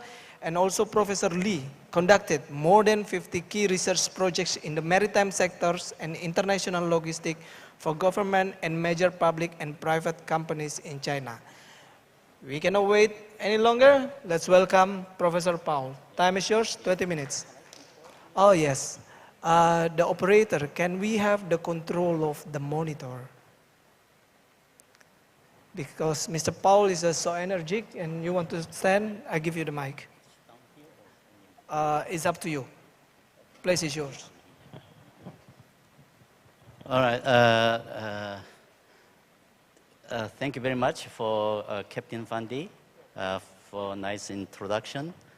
Also, I really appreciate to invite me to here to give a speech, right? So therefore, I must convey my real deepest thanks to leader, Captain Director Rudy, and then other conference organizing committee, right? So my presentation topic is a green shipping corridor. Actually, I'm going to mix green shipping corridor and the green shipping and the digital corridor. Actually, green shipping corridor was launched by COP, Congress of Parties 26 in 2021 in Glasgow, United Kingdom. After that, Singapore and Rotterdam port added digital because digitalization contributed to decarbonizing, sharing information between stakeholders. Could you next slide, please? Can I have some remote control? Okay. So here is, can you see this diagram, GSC framework, based on the 5 document. And then because of time limit, I'm going to skip, right? Some Paris Agreement, IMO, MEPC, and the MAPOR, and sesi-sesi, etc. And my speech aims to explore development strategy of green shipping and the digital. Now it's a GSC or GSDC, right? From the perspective of Indonesia, this conference is organized by PIP Makassar, is a leading maritime academy in the world, right? So therefore, I'd like to focus on Indonesian perspective, right? And then let me briefly scan GSSC since 2021. So last year, 2023, we had a COP28, and this year, COP29 will be held in Azerbaijan. It's very interesting. From 26 to 28, just the COP is focused on green shipping corridor, but now container port receives the containers from origin, inland, hinterland area. So therefore now we combine the two green corridor issues of container movement from origin to like a Makassar port, okay, to maybe Singapore port, or the US or the UK port, and then therefore a green shipping corridor will be held. Okay, so next slide show this map. Next slide, please. Yeah, this slide shows as August of this year, 49. Okay, thank you very much, Captain. Yeah, this slide shows the leading 49 port and the cities, and then 41 shipping companies have launched GSC already, right? Shanghai port and the LALB, and then Singapore port, and then Rotterdam, right? So LA and the LB and the Singapore, also Busan port and the US and the Singapore and Australia. That is a brief scanning. And then let me take one example. Whenever I talk about the GSC, hey, Paul, have you got the real case or something? This is a real case, right? The first, the Maersk shipping companies, I would say first mover in the world. They launched 2,102 ships was built in Korean shipbuilding company, burning methanol and the diesel dual engines, right? So the ship navigated starting from Korean port via Singapore port and the Rotterdam port and last Copenhagen. Right? So that is a reality. But so that after that, Maersk has ordered around more than 20 container ships, gas emission-free ships in South Korea and slightly small numbers in China. Right?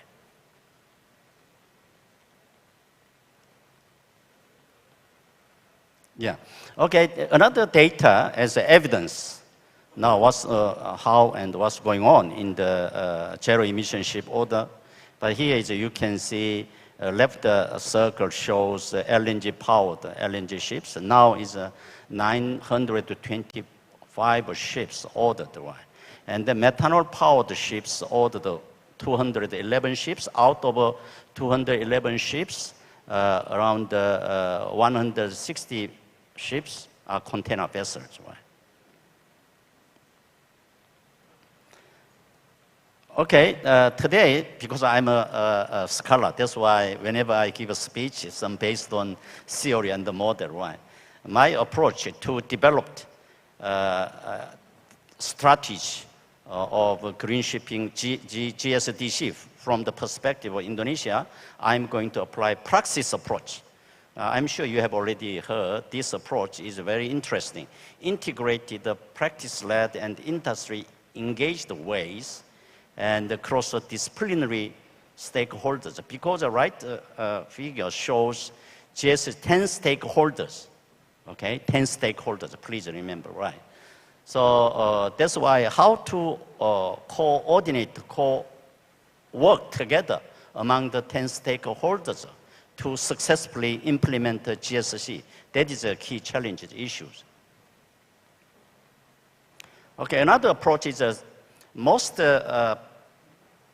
policymakers tends to have just a single-oriented mind, single-eyes approach. That's why I'm going to emphasize on Matidia. In other words, compound eyes approach, like the rice locusts. Human being has only one eyeball, but rice locusts have several eyeballs. They are the radiate signal and they collect many ways, and then they are going to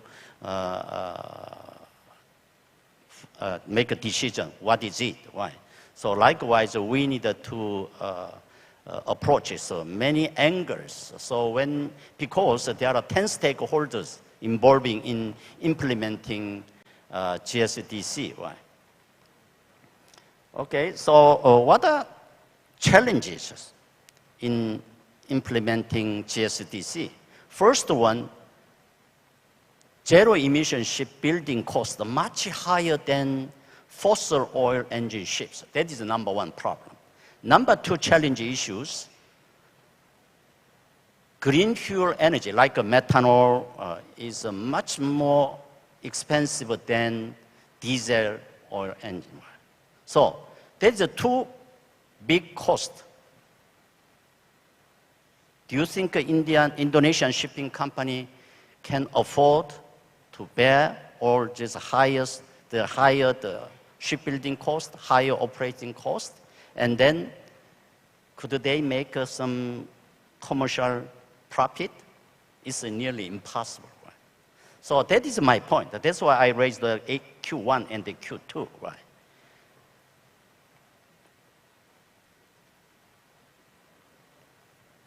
Okay, here, so okay, before I move on to how to tackle the two questions, number one is out of 10 stakeholders, 9 stakeholders are very strong in Asia.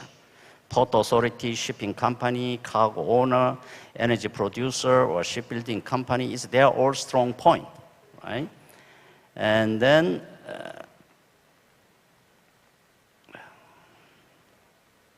so what are the strengths and the favorable condition for implementing GSDC in Indonesia? Why?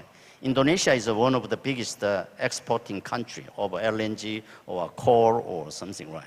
Okay, so also Indonesia is good, have a lot of archipelagos, therefore cruise shipping business and the growing manufacturing centers and deploying small, medium-sized zero-emission ships in the archipelago and abundant natural resources to produce green fuels, etc. That is a strength point.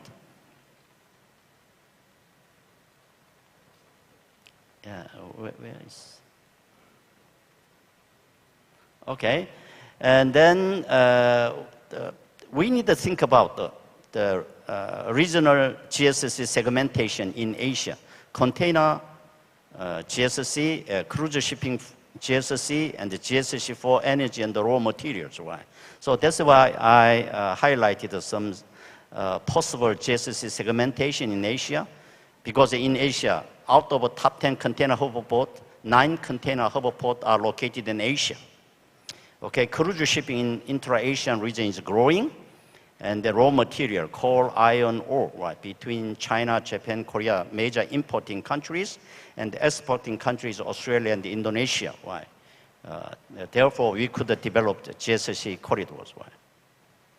And then that is, I proposed that the list of potential GSC in Asia, including Indonesian GSC route, right. And then, okay, so you could remember the first problem, how to, we are facing challenges in implementing GSC is how could we overcome the higher shipbuilding cost. But this slide shows in 1990, LNG ship financing, because Korea is one of the biggest LNG importing country in Asia. And then, so LNG business, we should have a long-term contract, at least 10 or 20 years between Middle East countries or Indonesia and South Korea. So therefore, shipping companies could have a business option right based on COA, contract of affreightment, and then a shipping company can have a right to carry LNG cargoes for 20 years. It's very safe, right? Therefore, Korean government arranged this kind of idea, and then you can see this slide. So we could find some solution, green financing scheme, how to overcome building and operation cost. So power plant, there is a cargo importer and the exporter, and the port and the import-export port, and the shipbuilding company and the shipbuilding company. They work together, and then we can build zero emissions. In this regard, we need some centralized government incentivization policy is necessary, right?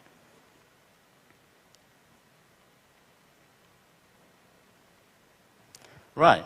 Okay, now I move on to Indonesian case, bearing all this my point in the previous slides. This slide shows logistic network development with the hub concept. Right? I have taken this slide from Captain Hadi. I understand he's working in MOT, Indonesia. He presented this slide in the 1 month ago, the UN 7th Ocean Day. I attended there as one of the keynote speakers.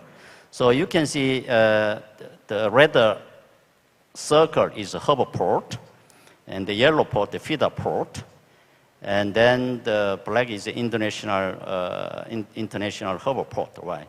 So Indonesian government could think about the short distance GSC corridor. Also, as you might know well, in South Korea now is going to construct a LNG power plant in Indonesia island. So Indonesia is a producer of LNG gas. Therefore, LNG power plant plus LNG bunkering station can be built, and then Indonesian government or Indonesian shipping companies may launch green shipping corridor between small islands. That is my idea. Right? Okay, this right-hand figures shows the city and then the intra-island and the international harbor port. So that's why we could launch the GSC between small island and between container harbor port and the international port, like Singapore, China, or US and Rotterdam. That is the green shipping corridor. That is my idea. Right? So therefore, I call the dual GSDC development strategy for Indonesia. Right, okay, so let me conclude the remark. The key challenges in implementing GSDC. Number one, higher shipbuilding cost compared to higher shipbuilding cost of zero emission ships compared to fossil oil ships. That is number one. Number two, key challenges is a higher green fuel cost. Okay, that is issues. So how can we overcome these two higher costs? Shipping company, I would say, doesn't care. If a shipping cost higher, green fuel cost, they can charge more higher transportation cost. So in that case, the end user and the consumer or shippers should take over such an increasing cost. In that case, in particular, developing countries could lose international competitive edge of exporting cargo and importing cargo. That is why IMO, because I had a lot of discussions with the former Secretary General of IMO, Mr. Linkitek, about these issues.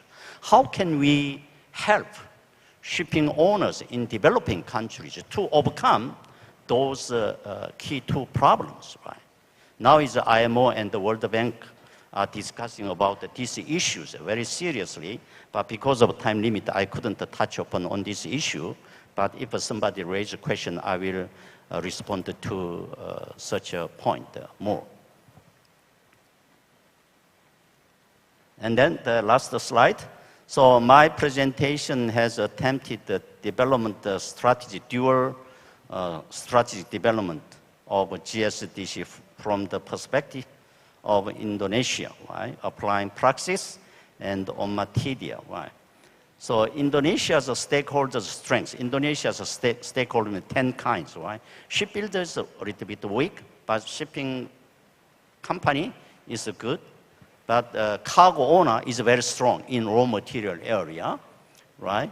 And then some green fuel. Indonesia is one of the green fuel producers in the world, right? So that is a good point. So also from the geographical perspective, archipelago characteristic, Indonesia needs to dual strategy to implement the GSDC. GSDC between small island and between GSDC between container harbor port and the international port, right? So Indonesian government to distinguish two GSDC development strategy, right? And then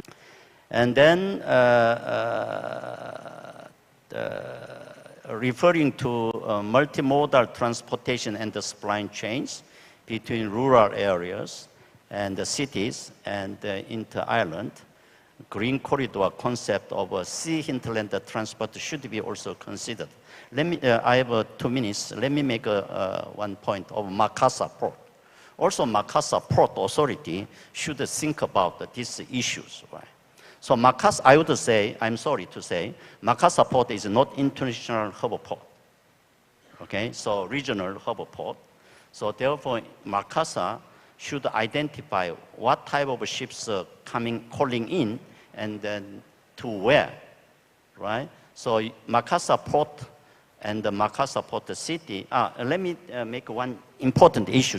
Green shipping corridor must be signed between Port Authority and the Port City together.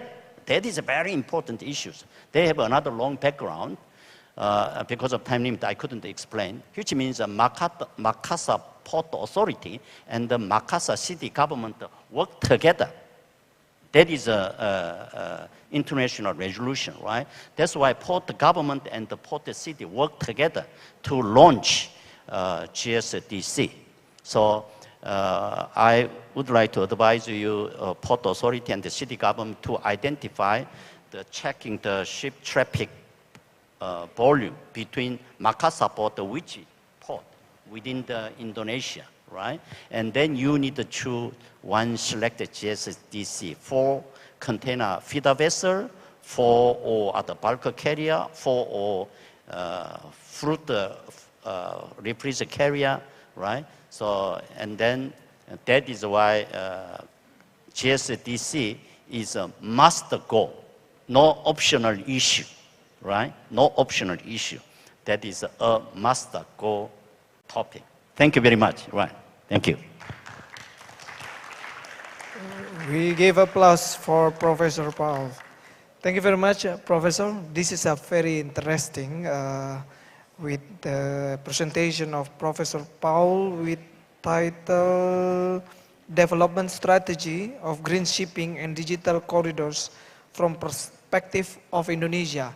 So actually, the presentation of Professor Paul is the result of thinking about Indonesia, the strategic, and combine between the green shipping and digital. And what we could see from your presentation, you show us about the green shipping corridor framework and also the green shipping corridor together and agree with implementing JSDC.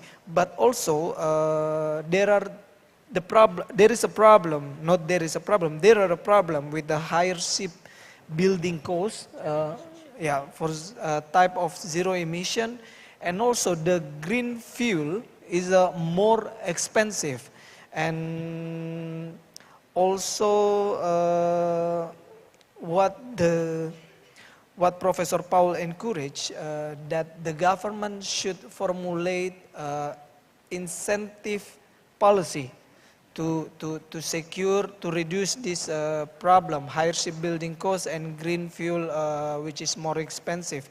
Maybe by securing producing and supply chains of green fuels, and also building a green fuel bunkering facilities at ports. MIT University in Australia.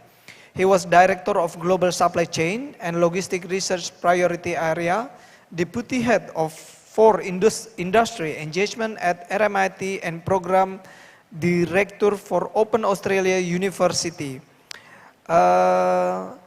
Professor Prem was awarded a PhD in Geospatial Science for RMIT University in 2003. He holds a Master of Philosophy from Jawaharlal Nehru University and Master of Arts from Delhi School of Economics, Delhi University. Those two most prestigious institutions in India. And I see a lot of academic and professional qualification and employment you have, Professor Prem. I think we don't have a time to read all your... Port network is pivotal to understanding port performance, port efficiency, and port productivity. I got few examples and projects that I have undertaken in the last 10 years, and I'd like to present that today. But before I do that, I would like to thank you, PIP Makassar, Polytechnic Ilmu Pelayaran Makassar, for inviting me to present this talk today. Thank you very much. It's an absolute pleasure and delight to be here today. Online, unfortunately, I would have loved to do it physically. Nonetheless, under the family circumstances, I had to leave Makassar, but I'll be coming back soon. Thank you. Next slide, please. Next slide, please. So port dwell time is a very complex, convoluted concept. Now, I say it because from a port operation perspective, port logistics perspective, but to keep it simple, it's a time of a vessel to come in and go out. That duration is simply a port dwell time. Now, there are many other concepts introduced in the last many decades, and waiting time, maneuvering time, berthing time, productive time, idle time, and it goes on, the list goes on and on and on.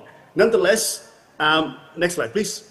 For this particular work, we have used AI's data, the real-time data collected by the GPS system, whereby we can track and trace vessel at sea in real time. So I also would like to theorize what is port dwell time and how port dwell time is just not simply related to a problem at a particular port. It is largely underscored by other ports that it link or serve to. And I particularly would like to bring in three different theories. As an economic geographer, location advantage theory is very important in a sense that if port is located in a very strategic area, on a major shipping line, it has a comparative advantage over other ports in the region. Port suitability to navigate and allow berthing of larger vessels today is very important. So depth of the depth condition, size condition, and intermediary locations very important. Connectivity is important in the sense it can disadvantage, it can marginalize, it can segment, it can isolate a particular port from the global logistics supply chain network. So port connectivity, port accessibility, these are key concepts and constructs that need to be quantified using real-time data on a real network, and that's what I'm going to be presenting today. And the last theory, which I would really like to test today through some type that we've been working on, is the vicious cycle theory. Now, vicious cycle theory is quite a prominent theory in social science, largely to explain why certain countries are poor and why certain countries are rich. So to take this theory and implement it in the port context, we would like to see how certain ports are unable to perform better, and partly because of the factor under which it operates. For example, port infrastructure quality, logistics service quality, the complexity of the custom procedures, and so on. Next slide, please. And using these three different concepts, I'd like to propose an integrated framework to help us conceptualize and theorize port dwell time. So, just an example of that, low level of productivity leads to low income economies, low quality of logistics services, low quality of infrastructure, complex custom procedures, and that leads to low level of productivity. So, port could potentially stuck in that vicious circle. And it has to move out from that vicious circle to what we call it virtuous circle. So, high income, if the port is located in high income economies, facilitate high quality logistics services, high quality of infrastructure, seamless customer procedures that lead to high level of connectivity. And this is a continuous process. So, on the one hand, you have very logistic unfriendly countries. On the other hand, you have very logistics friendly countries, Singapore. Next slide, please. And these things underpin logistic performance. So we propose a port time conceptual model. We have taken large number of constructs, service responsiveness, quality of port infrastructure, location condition, port network connectivity, how these constructs impact on port dynamic flow in terms of the total volume of vessels or containers coming into a port, and how that leads to what we call it port lapse time, which is similar to port dwell time in our research. Next slide, please. And I like to test this 11 hypotheses in this model. Next slide, please. So these are the hypotheses. For example, H1 is the quality of port infrastructure positively affects service responsiveness. So if you have poor port infrastructure, that will then impact on the level of service that you provide to your customers. Hypothesis 2, quality of port infrastructure negatively affect port line. So if you have dilapidated old port infrastructure, that would have a negative impact on port dwell time. And they are 11 different hypotheses we have tested out in the conceptual model, which we are going to test. Thank you. Next slide, please. So these are the constructs, how these constructs are being identified through the literature review, and what they mean and how they're going to be measured in this particular research. So quality of port infrastructure is simply is the infrastructure to serve vessel and cargo, defined by the World Bank out of 18. Location condition is a lot more complex concept because it includes a multitude of factors that affect whether location is ideal for berthing of larger vessel or not. And these include the physical, topographical, and geographical conditions where the port is located, which affect on the natural factors such as the harbor size, shelter afforded, overhead limitation, channel depth, cargo pier depth, anchorage depth. Port lapse time already defined. Port network connectivity been measured by using a number of connectivity measures, which I will explain later. Port flow dynamic is a concept which is simply the volume of the vessel departing or arriving at a port. It is measured using inflow, outflow, and gross flow. And service responsibility is a final construct in the model. Next slide, please. So we have used for this particular research AIS dataset, which is simply autonomous tracking system which is extensively used nowadays in global maritime industry for the exchange of navigation information. And on the map, as you can see, it can simply in real time, a time snapshot of the vessel floating up in the ocean. Next slide, please. So just an example of that, you can see with the yellow circles, greater the circles, greater the size of the volume of vessels coming into the port. And just to illustrate that, it is simply showing the vessels coming, the destination and the origin of the vessel coming to Brisbane in Australia. Next slide, please. So what does the model contains and what data, what variable being used and where this data being sourced? So location condition largely being sourced from the World Port Index. Port connectivity, port network connectivity is being measured through accessibility, in degree, out degree, and that is measured, that is quantified and calculated from the AI's database. Port flow dynamics, inflow, outflow, gross flows, and other sources of database, World Bank database, for example, being used to quantify quality of port infrastructure, service responsiveness. Next slide, please. So this is the model that we've set it up. We are basically a measurement model showing the relationship and the construct we use and their reliability. Thank you very much. Next slide, please. These are the standard validity and reliability tests that need to be conducted to make sure the model is measuring what it means to measure, whether the constructs are reflecting what it means to reflect. We have looked into the convergence validity, discriminant validity, and the reliability of a test, which we found quite robust, statistically speaking. Next slide, please. So this is what we have developed a model, a structural model that includes the key constructs and how these key constructs affect on port dynamic flow, directly or indirectly, and how all these affect the port lapse time, which is the port dwell time. Next slide, please. So what did we find? Now, we tested those hypotheses that I have explained earlier, and we found majority of the hypotheses being found to be true.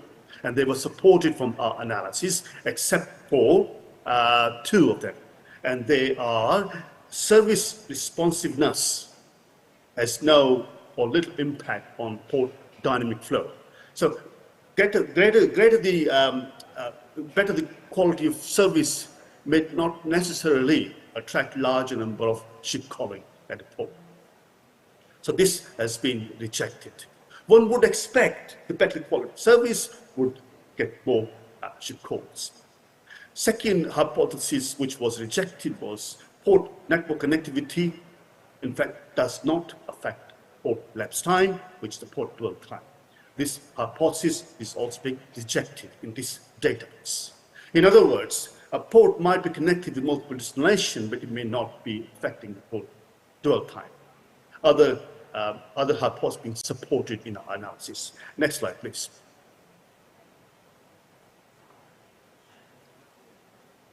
We not only look at in the structural model relationship how the construct affect on port flow dynamics and port lapse time.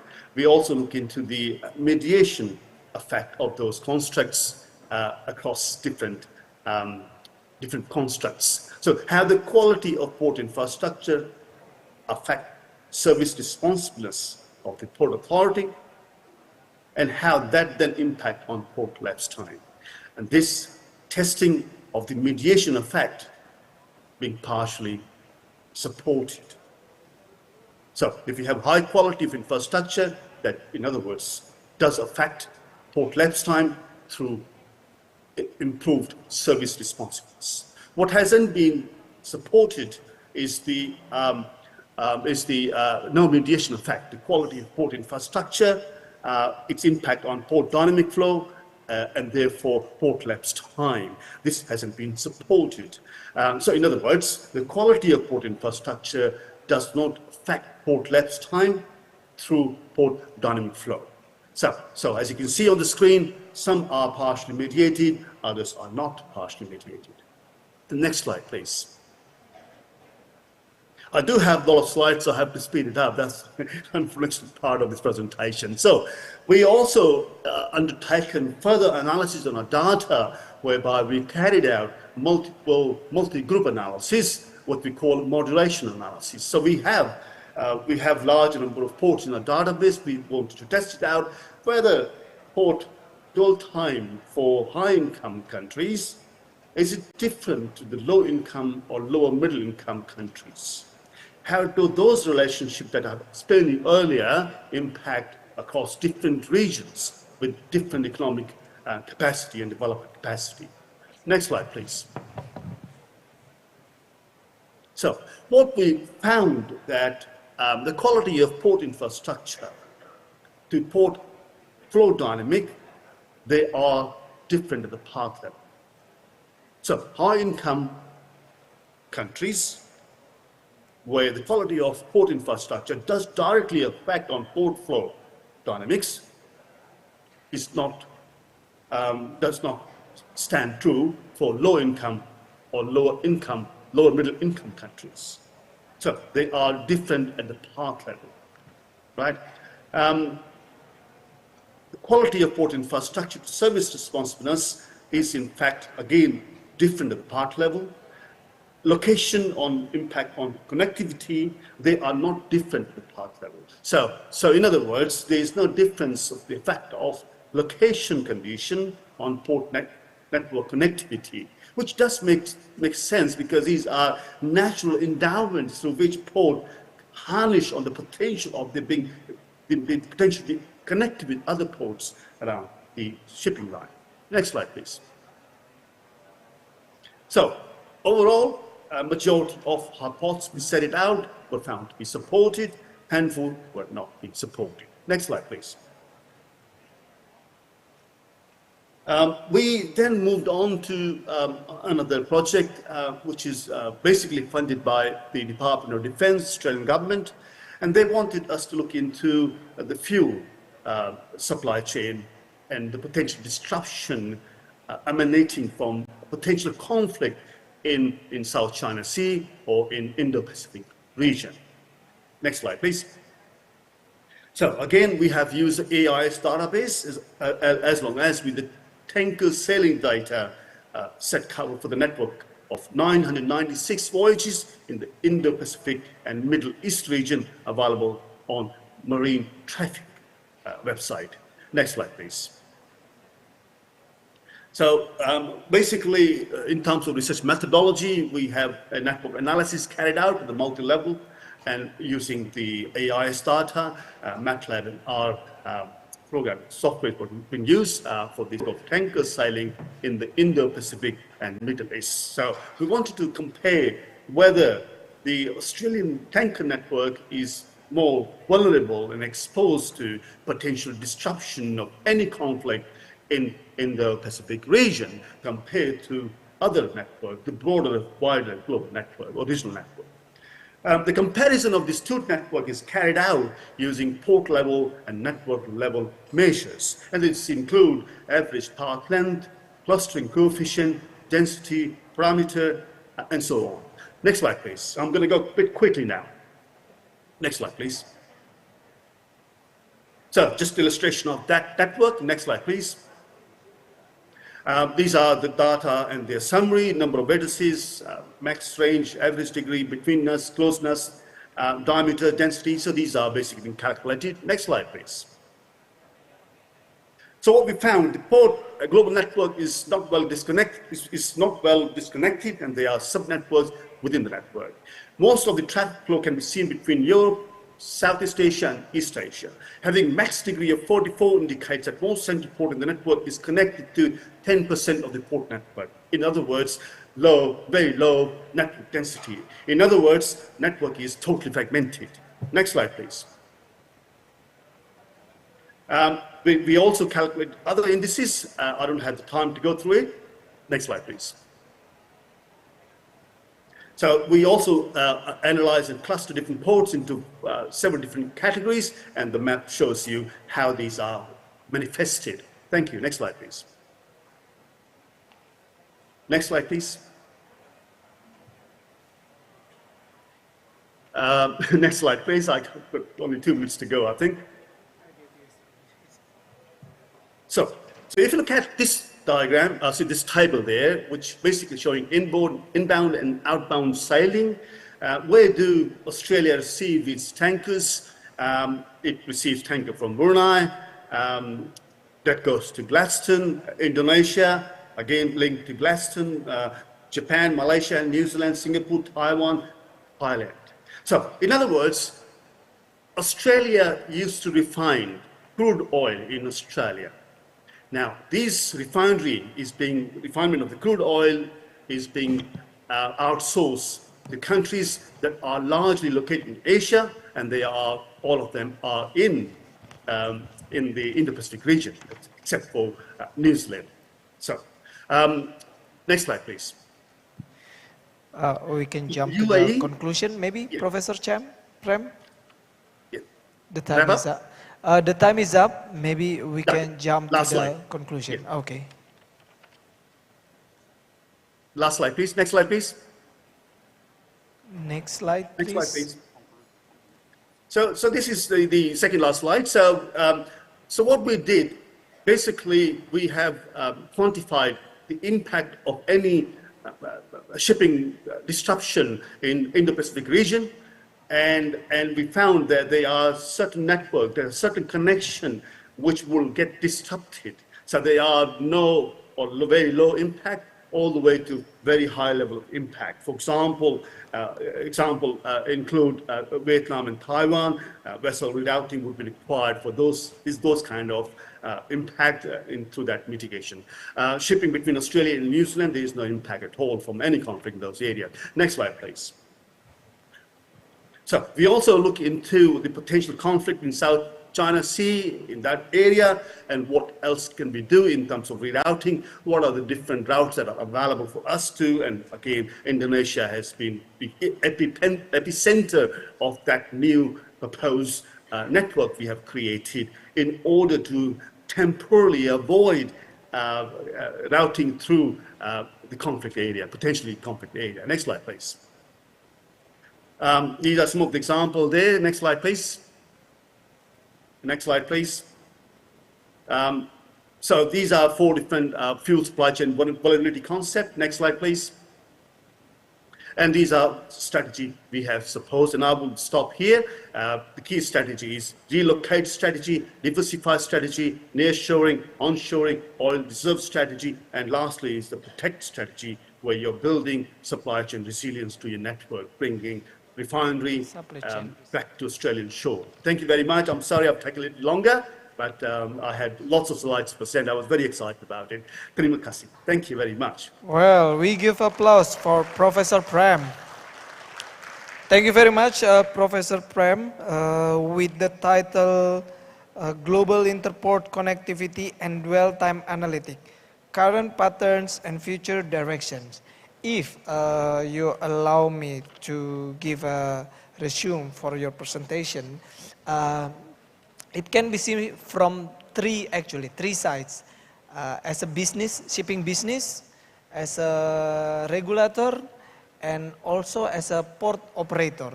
So based on your research, you have hypotheses, which actually all of them are supported and only one rejected, two rejected.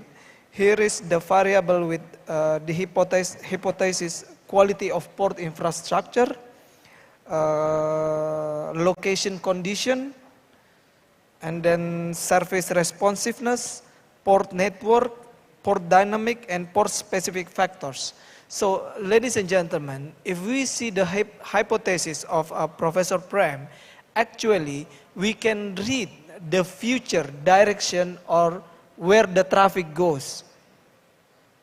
So, for example, if I'm the port operator, I already know the variables which I can invite the route or the cargo come to me, which one I improve, for example, quality port of infrastructure, and etc., etc. And also the government, from this hypothesis of Professor Prem, if they want to increase the economic, we can see the factor here clearly in the research of Professor Prem, which side to be supported and which side is going to down because of the variable is not supported.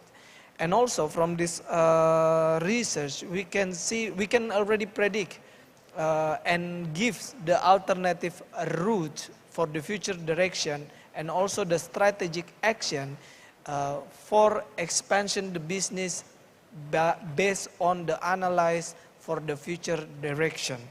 So this is a very wonderful Professor Prem. I do believe it will be plenty question in the Q&A session regarding this. But I have to move to the next speakers. Thank you very much, Professor Prem.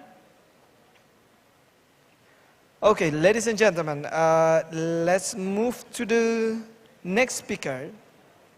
So we have a fifth speaker, Professor Dr. ICMaD Ariana,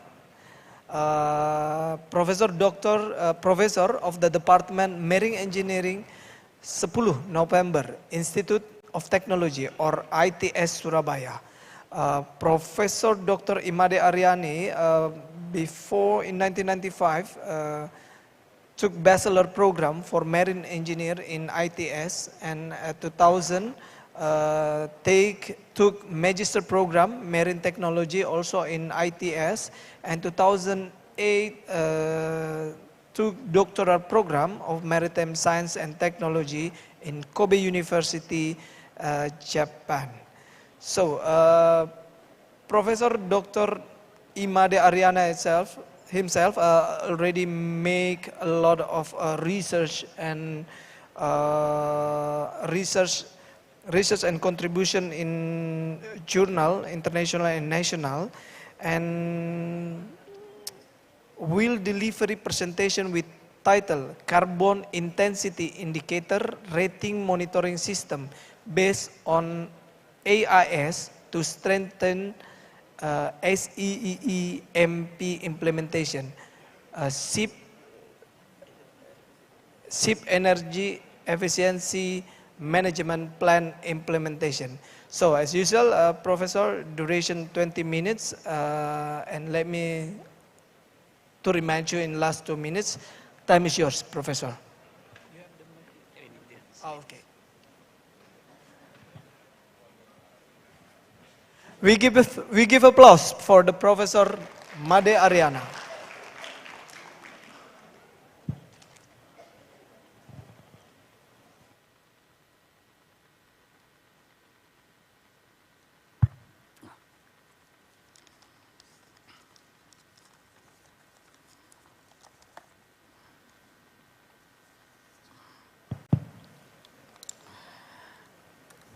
Thank you, Mr. Chairman. Good afternoon, ladies and gentlemen. Good afternoon. Today I will presenting our presentation entitled Carbon Intensity Indicator Rating Monitoring System based on IS data to strengthen ship energy efficiency management plan implementation. The outline of our presentation in this slide, we can see we will cover the topic of introduction on the issues, and next we will go over the SAI and SEMP framework, and finally we will conclude the presentation with some key takeaways.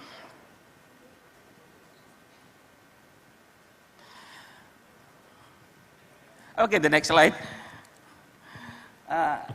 In this figure, we can delve into the IMO GHG studies, which have provided significant insight into shipping contribute to global CO2 emission over the years.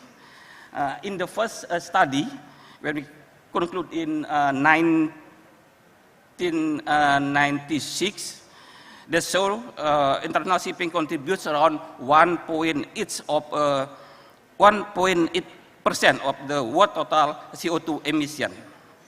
And when we see in the third study, this is a slight decrease where we compare in second studies. But most recently, in 2020, emission high rise again until approximately 3% of global CO2 emission. The amount about 1.05 billion ton in 2018.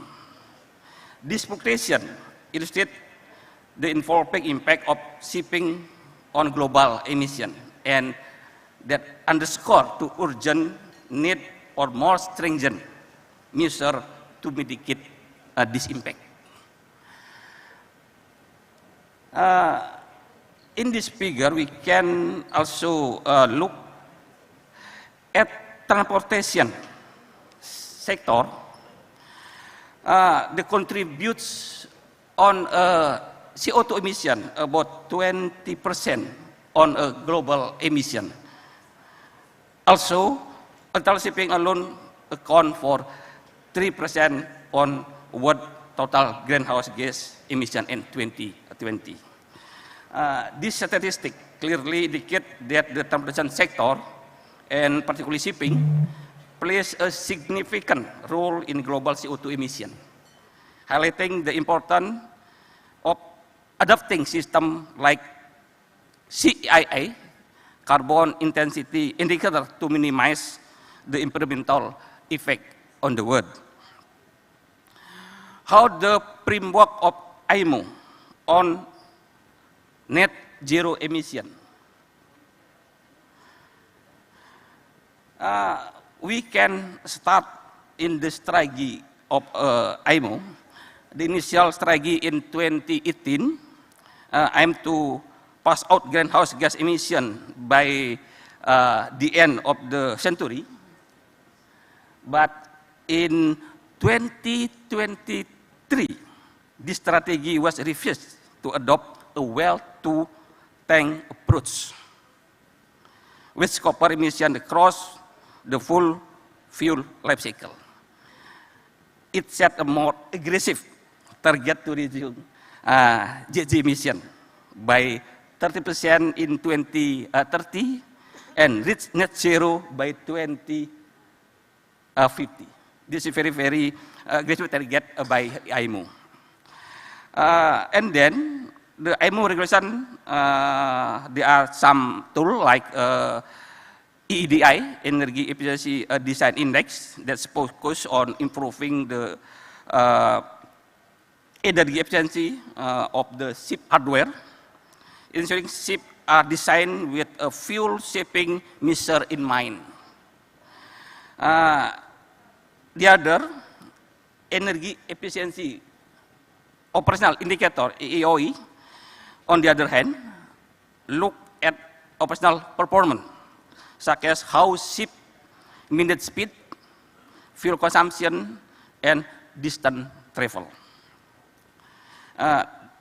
In the term of implementation, the timeline here illustrates the past approach from 2020, the emission reduction factor start at 1% annual and then increase to 11% by 2026, with past 3 reduction expected to be considered in 2027.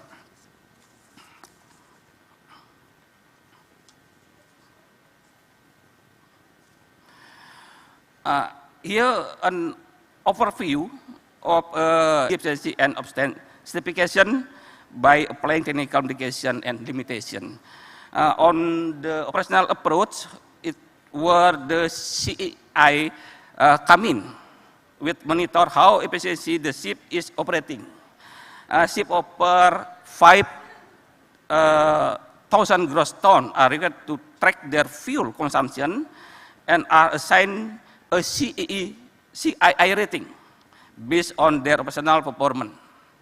Ships that receive low rating, such as D or E, must implement corrective measures to improve their operational efficiency. Together, this approach ensures ships are both well designed and efficiently operated to meet the global target to reducing greenhouse gas emission.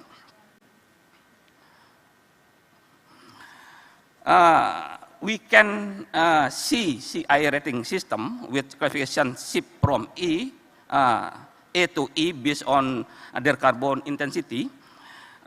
Ship with A rating, it must efficient, while those with an E rating, it is the last.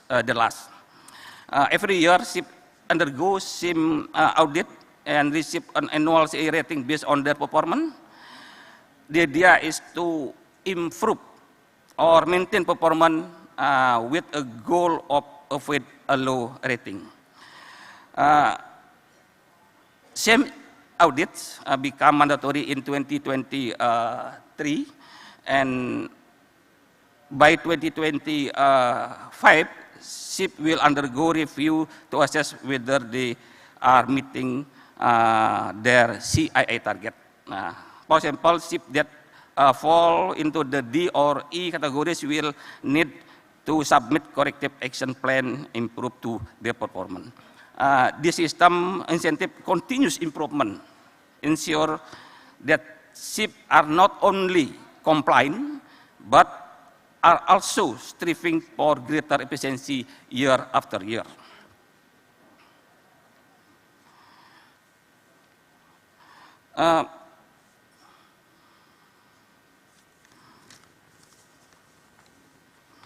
When we break down the ship energy efficiency management plan, there are three parts.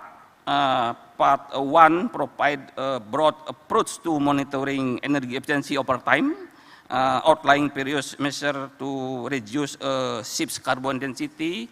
Part two is detail the methodology for data collection, including how to measure fuel consumption, travel distance, and operational hours. And the final part 3, focusing on maintaining the requirement operational CII over the next 3 years, especially what data is needed and how to calculate the CII. How about the IS? This is a crucial tool for monitoring ship at the sea. IS transmit two main type of data, static data and dynamic data. This for the static data, there are include of MMSI number, IMO number, call sign, and the name of the ship. And it's also to provide physical detail about the ship, like line, beam, type of seat, and the location of position of fixed on the ship. And moving on the dynamic data, which constantly updated in real time. For the data include ship position, time, and its cost of speed and overground. Some optional data point like rate of turn, angle of heel, pitch and roll can also be timesheet if available of the data that's sent by IS transponder. How the IS data it's utilized across different marine activities using the IS ETS system. IS ETS system is our product we will develop in our laboratory. We can see IS data is processed by IS base station and remote station. I get the raw data from sea and satellite. We have a scientific solver process this data to generate actionable insight for improving ship safety and performance, and then the system integrate additional and data source such as pipeline, platform coordinate, risk data, and data maritime information, and hand of decision making. Early warning system is a crucial feature, provide alert in case of emergency or anomaly. These alerts are sent to the vessel mobile phone or display on the big screen. Finally, the system generates accident report, ensure that all key data is documented for future improvement and adjustment. By combining real-time monitoring, predictive analysis, and incident report, ICTS provide a comprehensive system for improving marine safety and operational efficiency.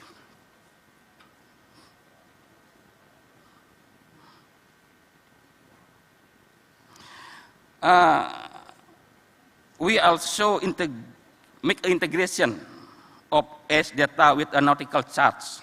We can see how it improved marine navigation. A traditional nautical chart overlaid with IS data provide operation with a visual representation of ship route displayed in real time. These charts are published by Indonesian Navy Hydro-Oceanography Center. And then the modern digital nautical chart display the same as data. We edit functionalities like zoom in the specific location and viewing real-time movement. The combination of traditional and digital chart offer enhanced situation awareness, making navigation safer and more efficiency.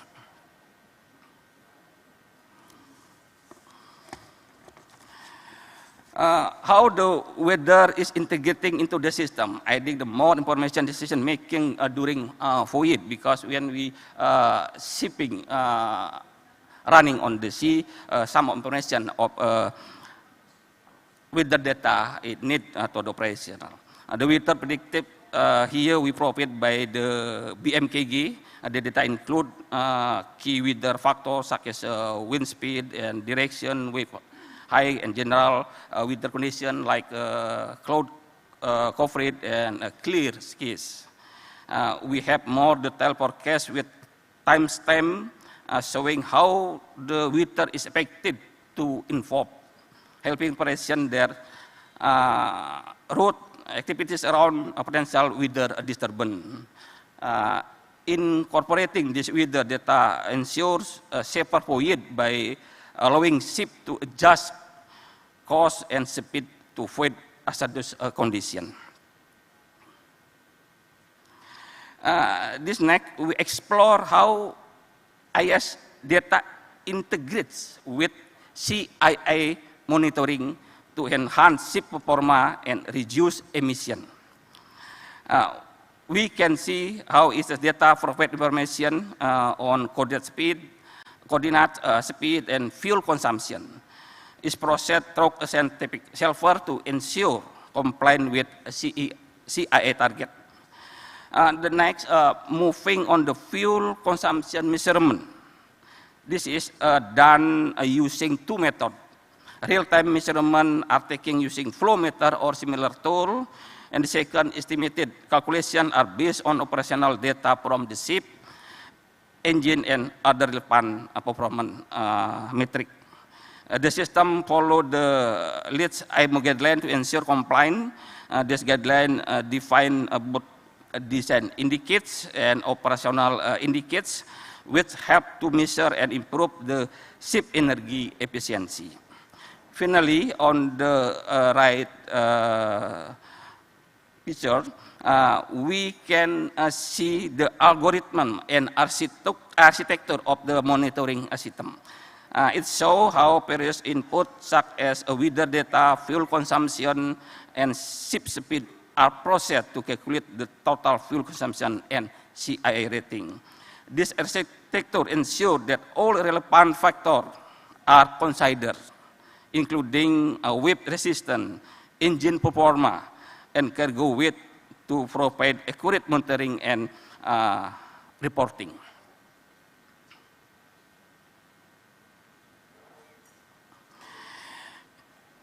As we delve deeper into the integration between EIS and CE monitoring, here how the system function. On the ship, we have a IS transponder and GPS system that gather real-time data on the ship's position, speed, and heading. This data is then transmitted to the GPS satellite and gyro VSAT for position accurate. The ship data is relayed via satellite communication to a cloud server, which process the information. This include like fuel consumption and operational efficiency, allowing for real-time monitoring of the ship performance. Additionally, the IS remote base station along coast receive and transmit EIS data, which is then integrated with a fuel monitoring system. This enables shore-side operator to monitor and fuel consumption and emission performance in the real time, ensure the ship is on track to meet its CIA target. The equation of bottom help calculate the distance based on ship latitude and longitude. This is important to precision navigation and fuel efficiency calculation. In the small diagram is right, we see how fuel monitoring is done in the real time with the sensor and system tracking fuel and consumption for the finding in the CA monitoring process.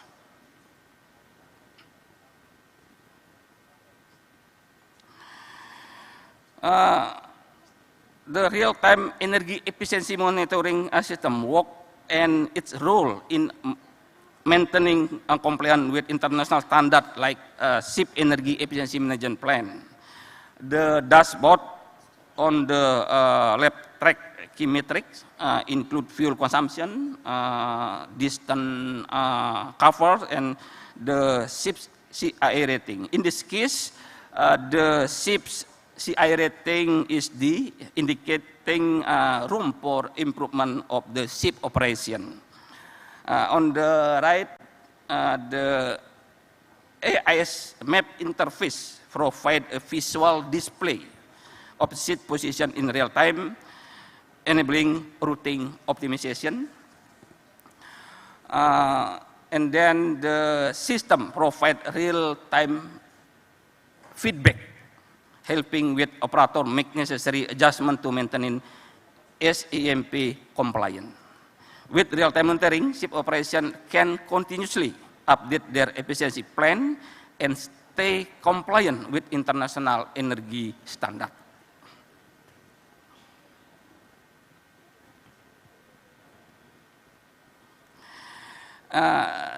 This is a dashboard of our program in ICE software with a design for real-time vessel monitoring. The map display with a symbol representing ship status. On the right, the control panel offer various tools, including early warning system alert, the latitude, longitude pointer for precision, and the zoom function for better viewing.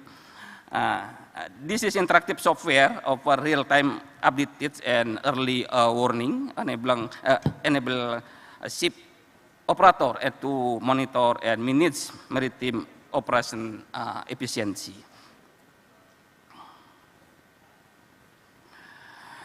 And then looking at how CIA monitoring strengthen the ship energy efficiency management plan, we see the benefit of continuous tracking. Continuous tracking enables ship operator to make real adjustment, improving efficiency. Integrating AIS data with CIA monitoring enhance ship energy management plan by providing real-time insight into the operation, allowing proactive corrective action. This proactive approach helps shipowner address potential issues before they escalate, ensuring ongoing compliance and reducing operational costs.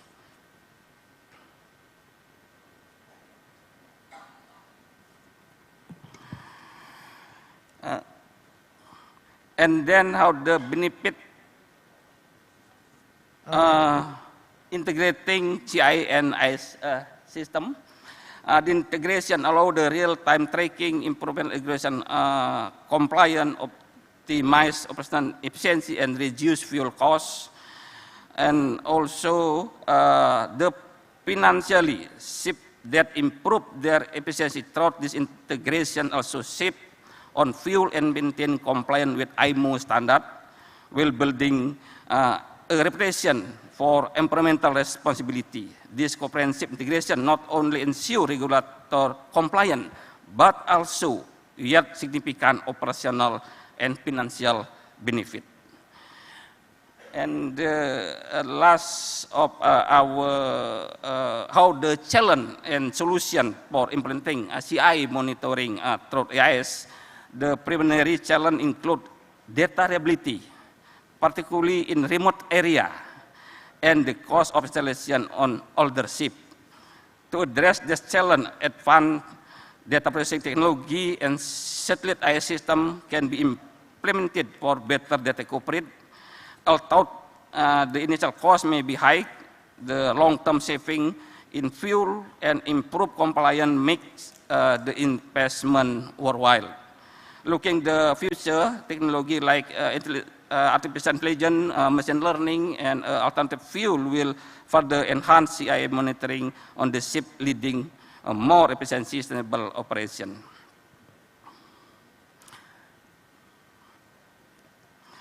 And finally, to conclude the integration of CI with IS is critical in improving ship energy efficiency and reducing carbon emission.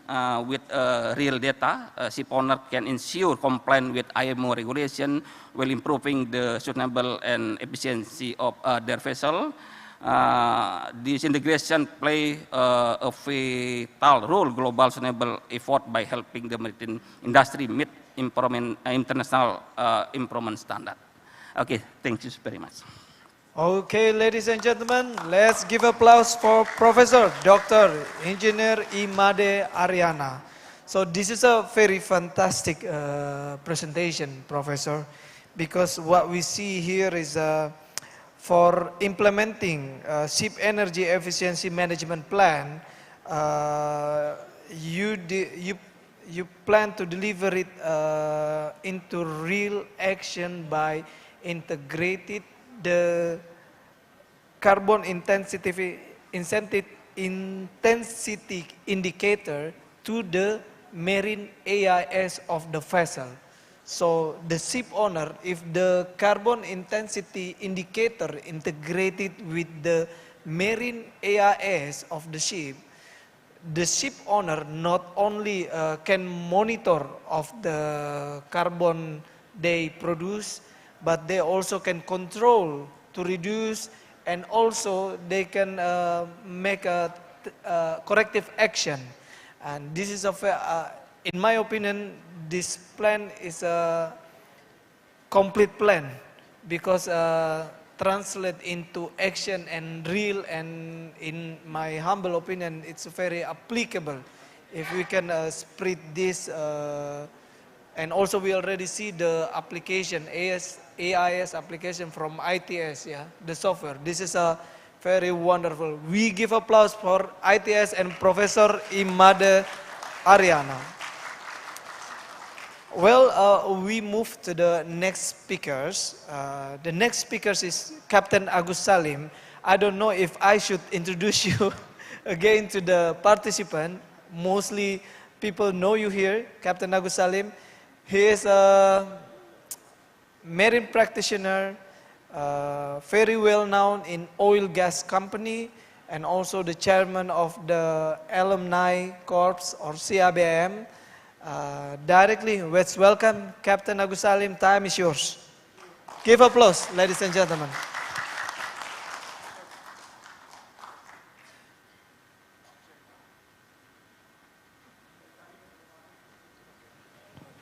Check. Okay, maybe it's not, okay. Sebelum saya mulai, saya mau minta untuk berdiri. Mohon maaf Pak Direktur, saya minta senior saya, mungkin masih ada senior saya atau mungkin semuanya junior saya. This is the time for ice breaking because looks like you guys very tired already. This is very difficult time and this is very challenging session. So can you stand up please? So ladies and gentlemen, can you stretching a little bit? Okay, Professor Paul, are you agree with me? Yeah, everybody already tired, you know, so. Professor Paul, we miss you.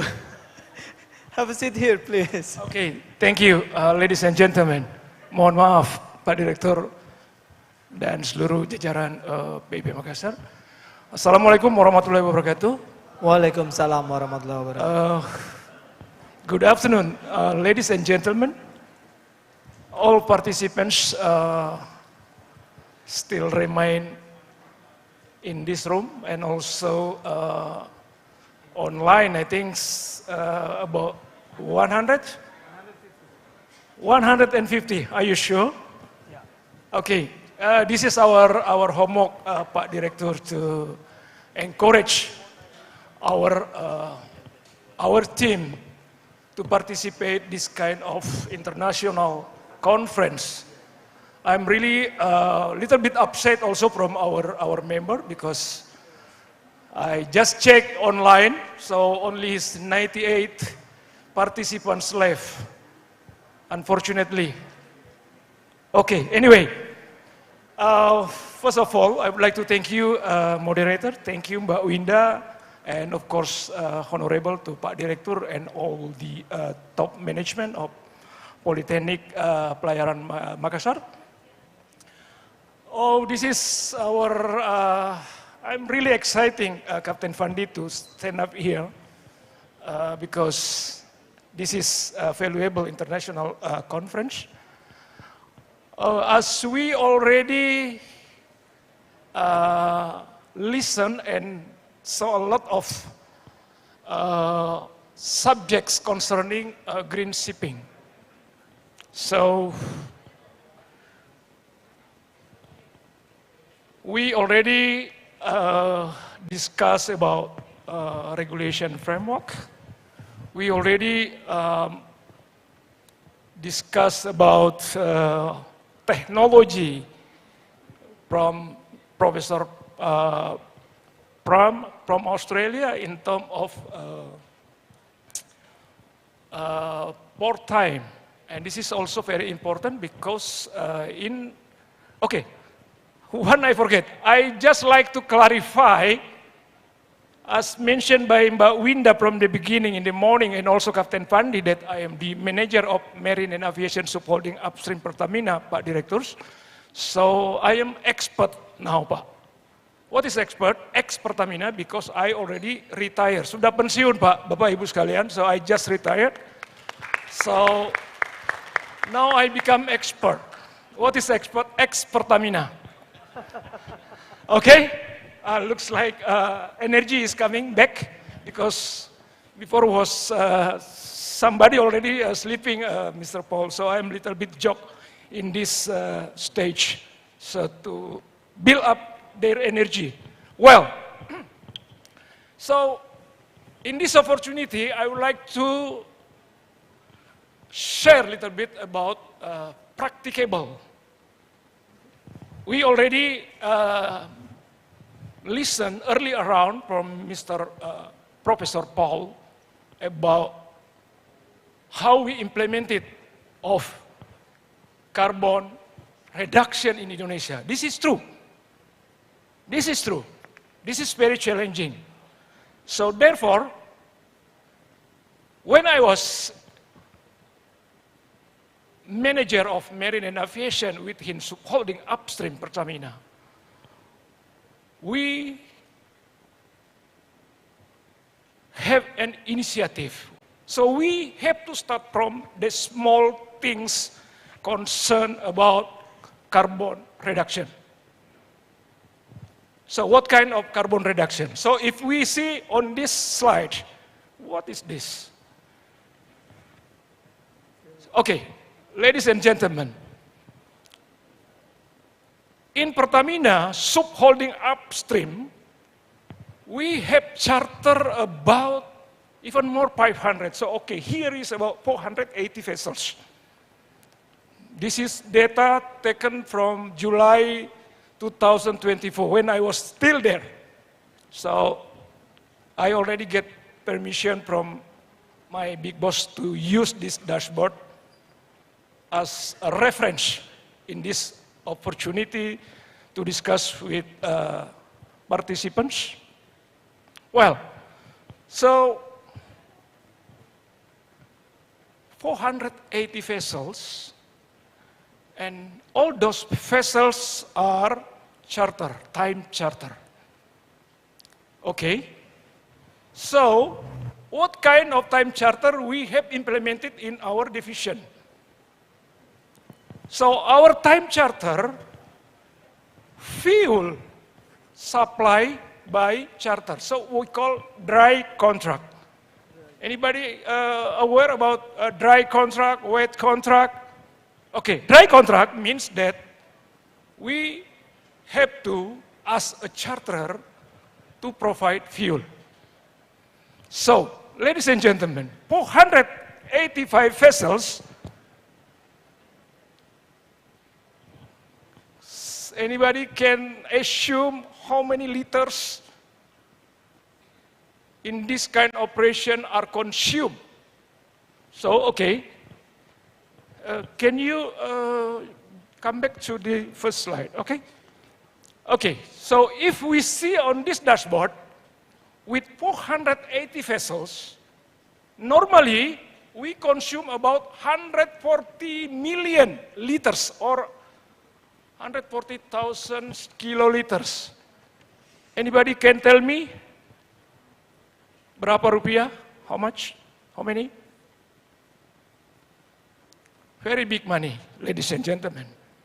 So therefore, when I was in charge as a marine manager, I encourage our team to have what we call fuel control management. So, on top of fuel efficiency, of course we will saving costs. So, cost saving. And then, what else? So, now it's very popular, ladies and gentlemen, about carbon reduction. We just listened early around, during presentation from all invited speakers. So, last year, our function saving about almost 20 million liters, Pak Direktur. Very big money. Huge. And then, how many CO2 equivalent we can reduce? So, Pak Prof. Made, by this initiative, so let's say 20,000 times 2.6, about 2.6 kilogram CO2 equivalent. You can Google, guys. Yeah, this is correct, Papa. So this is approximately mathematics. So by this initiative, we already contribute in terms of carbon reduction. So from our part, we already contribute because if you see our, Director of Pertamina, Ibu Nike, always mention about how Pertamina commit with carbon reduction in Indonesia. So, in subholding upstreams, we put our KPI about 750 tons CO2 equivalent, Mr. Paul, per year. So, from our department, from Marine Department, contribute about 20 million liters time 2.6 kilograms CO2 equivalent. So therefore, this initiative last year we registered as breakthrough program. Okay. So if we can see on the small graphic here, so fuel efficiency, we already set up a target as we put on our KPI for each regional. So let's say region 1, they have, we can see they have 20 vessels. Region 2, they have 47 vessels with different types of vessels. So we already make a task force or workshop to set up the target. So each year they must follow our KPI or their KPI, which already set up in the beginning of the year. So by quarterly or by monthly, we monitor by this kind of dashboard. So we can see the what is the target and what is the achievement. Okay, next slide please. Okay, this is important for kadet-kadet atau yang perwira yang masih di kapal. So this is very important for you, yeah, because when you come on board the vessels, yeah, especially when charter in oil and gas company, so they will ask you, yeah, to commit about implementation of fuel management control. Okay, so how we control fuel in our fleet? There are 3 phases, ladies and gentlemen. Yeah, we start from pre-operations, and then during operation and post-operation. What is mean? How we implement these 3 phases. So, from fuel procurement, we already stated, we already mentioned in our contract, so black and white. Yeah, so we put our bidding fuel consumption. So every vendors, every operator or owners must be declare their breakdown of fuel consumption. So then they will sign on both parties, of course. Well, so once the vessel is already on hire or past the procurement, then we do the control. There is a correlation about what Professor Made mentioned earlier on about vessel traffic information system with ICE and also with ICE base, right? Because in our Pertamina Hulu WMO are utilize ICE-based system from ITS. So, this is one of our tools. We use our analytic assessment of our vessel. So, if we found that some vessels are boros, yeah, a lot of evaporation, yeah, I think you guys very well known about evaporation. So, therefore, we try to install fuel management system on board the vessel. But today, there is another tools more accurate. We call engine control system. Yeah, ladies and gentlemen, yeah, Bapak Ibu sekalian.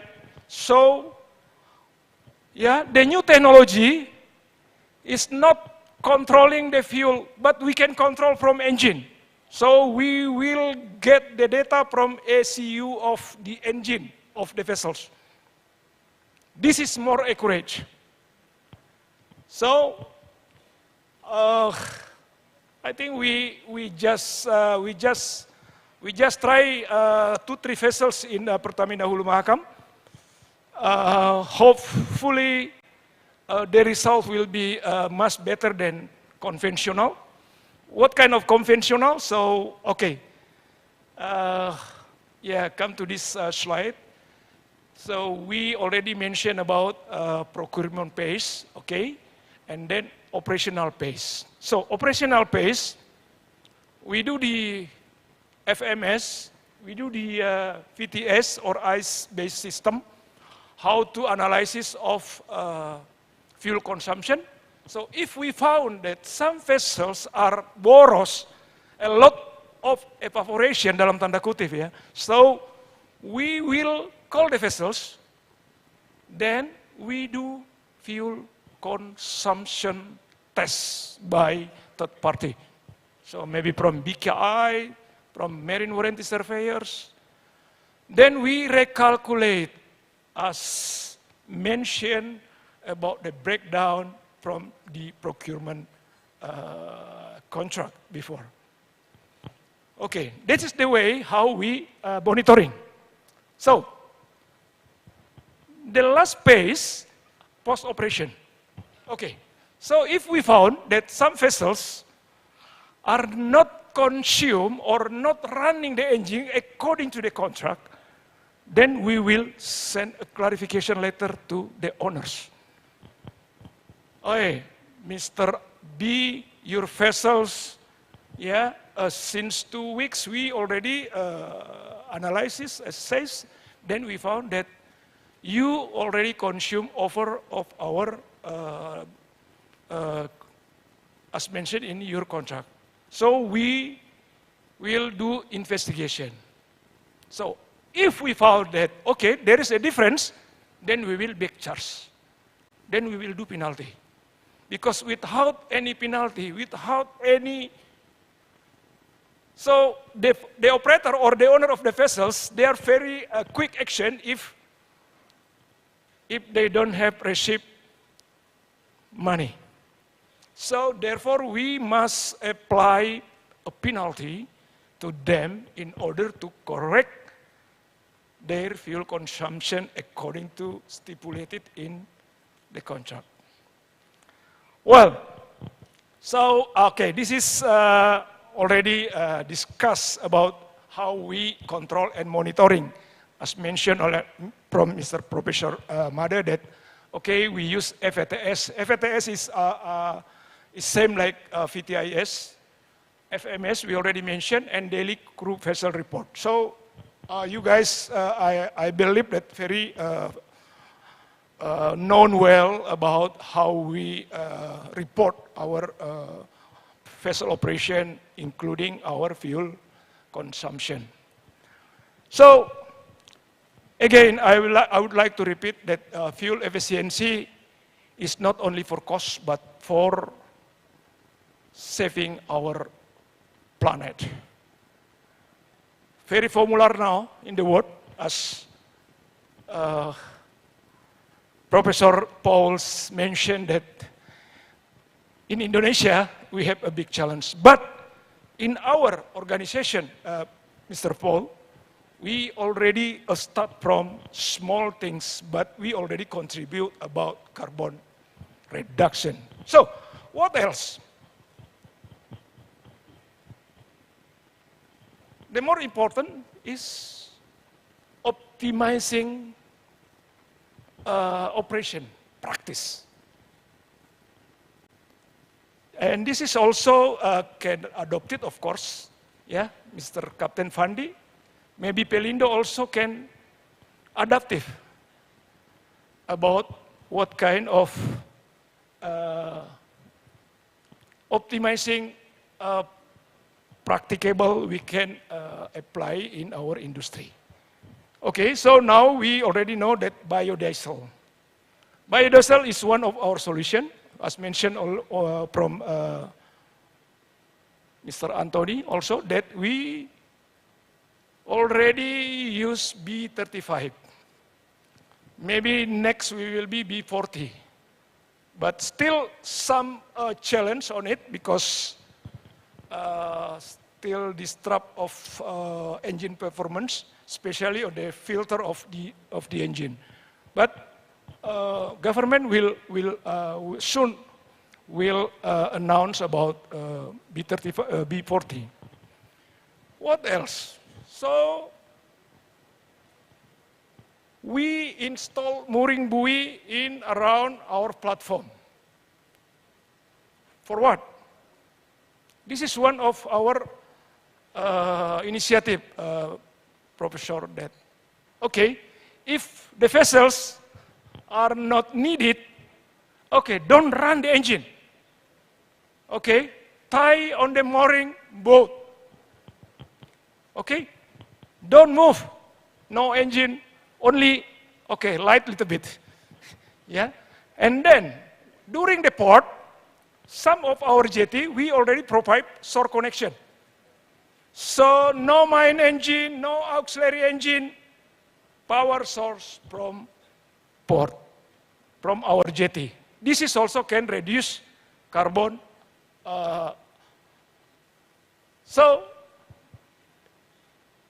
this is last but not least, already mentioned from, oh, it's over. Well, I thought that only 10 minutes, so, okay. Okay, give me 1 minute. So, this is last but not least about dual diesel vessels. Can you move to the last slide? This is already mentioned by Pak Director, because this is very long journey, guys. So when I was in former operator in Mahakam, we already proposed about dual diesel fuel with CNG. So at the time, we cannot implement it because the oil operator will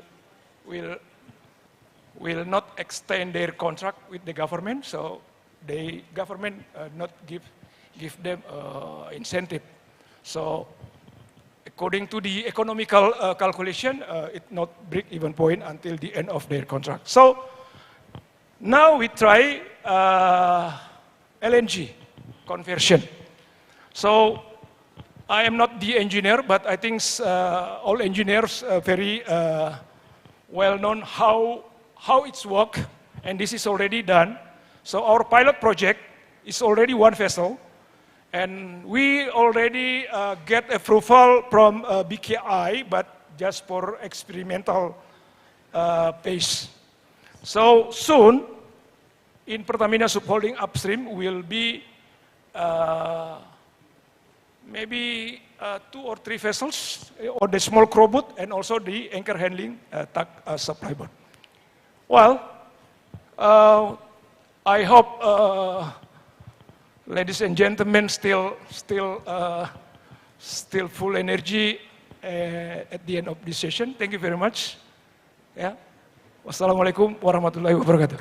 Waalaikumsalam warahmatullahi wabarakatuh. Give applause for Captain Agus Salim. So, the presentation from Captain Agus Salim regarding fuel efficiency and alternative fuels. So, it talks about fuel control management dashboard, fuel control management implementation, fuel control management pra-operation, fuel control and monitoring, and fuel alternative and initiative optimizing program. So, ladies and gentlemen, it is a very interesting story from Captain Agus Salim that this monitoring actually has a background because a lot of fuel evaporating. So, we know actually this evaporating consumption more than usual, which actually still by several parties. And then the Pertamina, especially initiated by Captain Agus Salim to make the fuel monitoring. And this is very good also for the contribution, emission contribution, because we can control the consumption fuel not above certain level, thus as the contribution for the green ship. And also Pertamina itself already have a program for fuel alternative and initiative optimizing programs such as biodiesel, but I don't know, maybe this is a part of question later on. The biodiesel, if we using a biodiesel, it will produce also carbon dioxide in the later on when it consumed by the engine. I don't know, maybe this is a part of the question later on. And also the policy for the vessel not operating moored in buoy, electric shore connection. Also we have plenty in Pelindo port. We adopt this also. And dual diesel fuel and electrical propulsion. So this is a very insightful perspective from Captain Agus Salim. We give applause, ladies and gentlemen. So Ibu Heni or Ma'am Novi, we can directly to the video of Professor Ikuti, or we can open Q&A session for warming up the situation at this moment.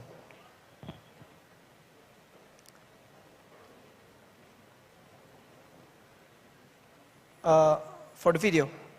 Okay, so ladies and gentlemen, for the next session, Professor Dr. Ikuti Olser from Malmo University, he cannot attend the conference online or offline, but very impressive and fantastic from the professor. He already prepared the video about 15 to 20 minutes for represent his presentation for this conference. So the operator, you can play professor's video. Good afternoon. My name is Ikuti Olser. I'm a naval architect and marine engineer, and I'm holding Nippon Foundation Professorial Chair in the area of marine technology and innovation at the World Maritime University, in short, WMU. For those of you who are not familiar with WMU, we are established by IMO exactly 41 years ago, and to educate future maritime and ocean leaders. And thank you very much to organizer, and thank you very much for the kind invitation. And I'm very much happy to be able to deliver this speech with the title Maritime Decarbonization, a Journey Towards Net Zero and Energy Efficient Maritime Future for the ICMaD conference on the challenges in the development of green shipping and sustainable energy efficiency. I'll start with the breaking the ice slide. Now, what you see in this slide is a kind of a zero emission ship. But as you might appreciate, this ship doesn't produce any transport work. So when it comes to a ship which is delivering a transport work, zero emission is almost impossible as of today. Why? Because the amount of energy we need on board a ship and the autonomous energy production for ocean-going vessels needs a lot of energy. 50 megawatt level, 60 megawatt level, or 100 megawatt level of energy we are talking, and this energy needs to be produced autonomously. So when it comes to this producing this kind of big amount of energy, today we rely on fossil fuel. There is no other option to be able to meet our needs in the international shipping. Now, seaborne transportation, as we all know, is the most efficient, fuel-efficient mode of transportation.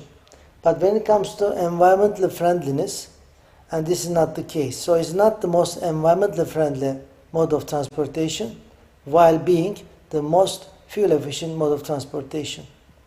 There are negative externalities resulting from international shipping, such as ballast water-related aspects, or the marine litter, sewage, noise, underwater noise. Most of them are regulated by IMO, but some of them are guideline stage, such as underwater noise. But one of the, let's say, most crucial aspect in these negative externalities is air pollution. Air pollution resulting from international shipping. Now, this is very much linked to how you produce energy and how you consume energy on board the ship.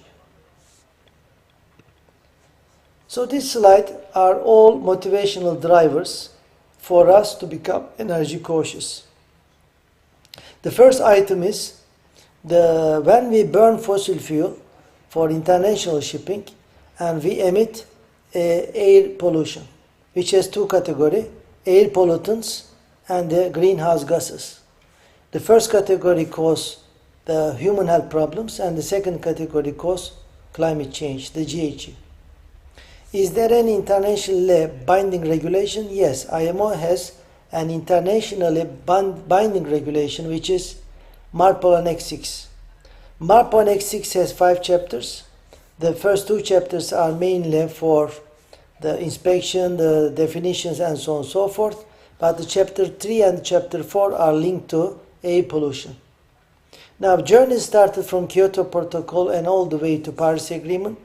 Paris Agreement doesn't cover international shipping and international aviation. However, Paris Agreement put pressure on IMO for IMO to come up with a strategy, we call it IMO GHG strategy.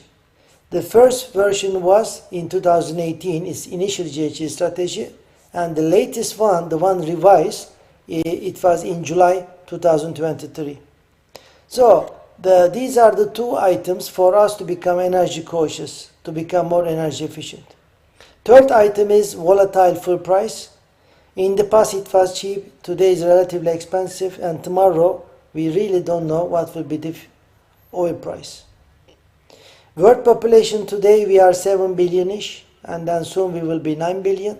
So more people means more demand, and thereby more energy demand and increased energy prices. Energy resources scarcity, what we consume today, will be running out of this within the next 100 or 150 years. So that's why we have to be energy cautious to be able to consume our existing sources optimally. Energy security. Last but not the least, United Nations 2030 agenda. And this is the one, let's say, it's not a regulation, it's not something binding, but for humanity to grow in a sustainable way.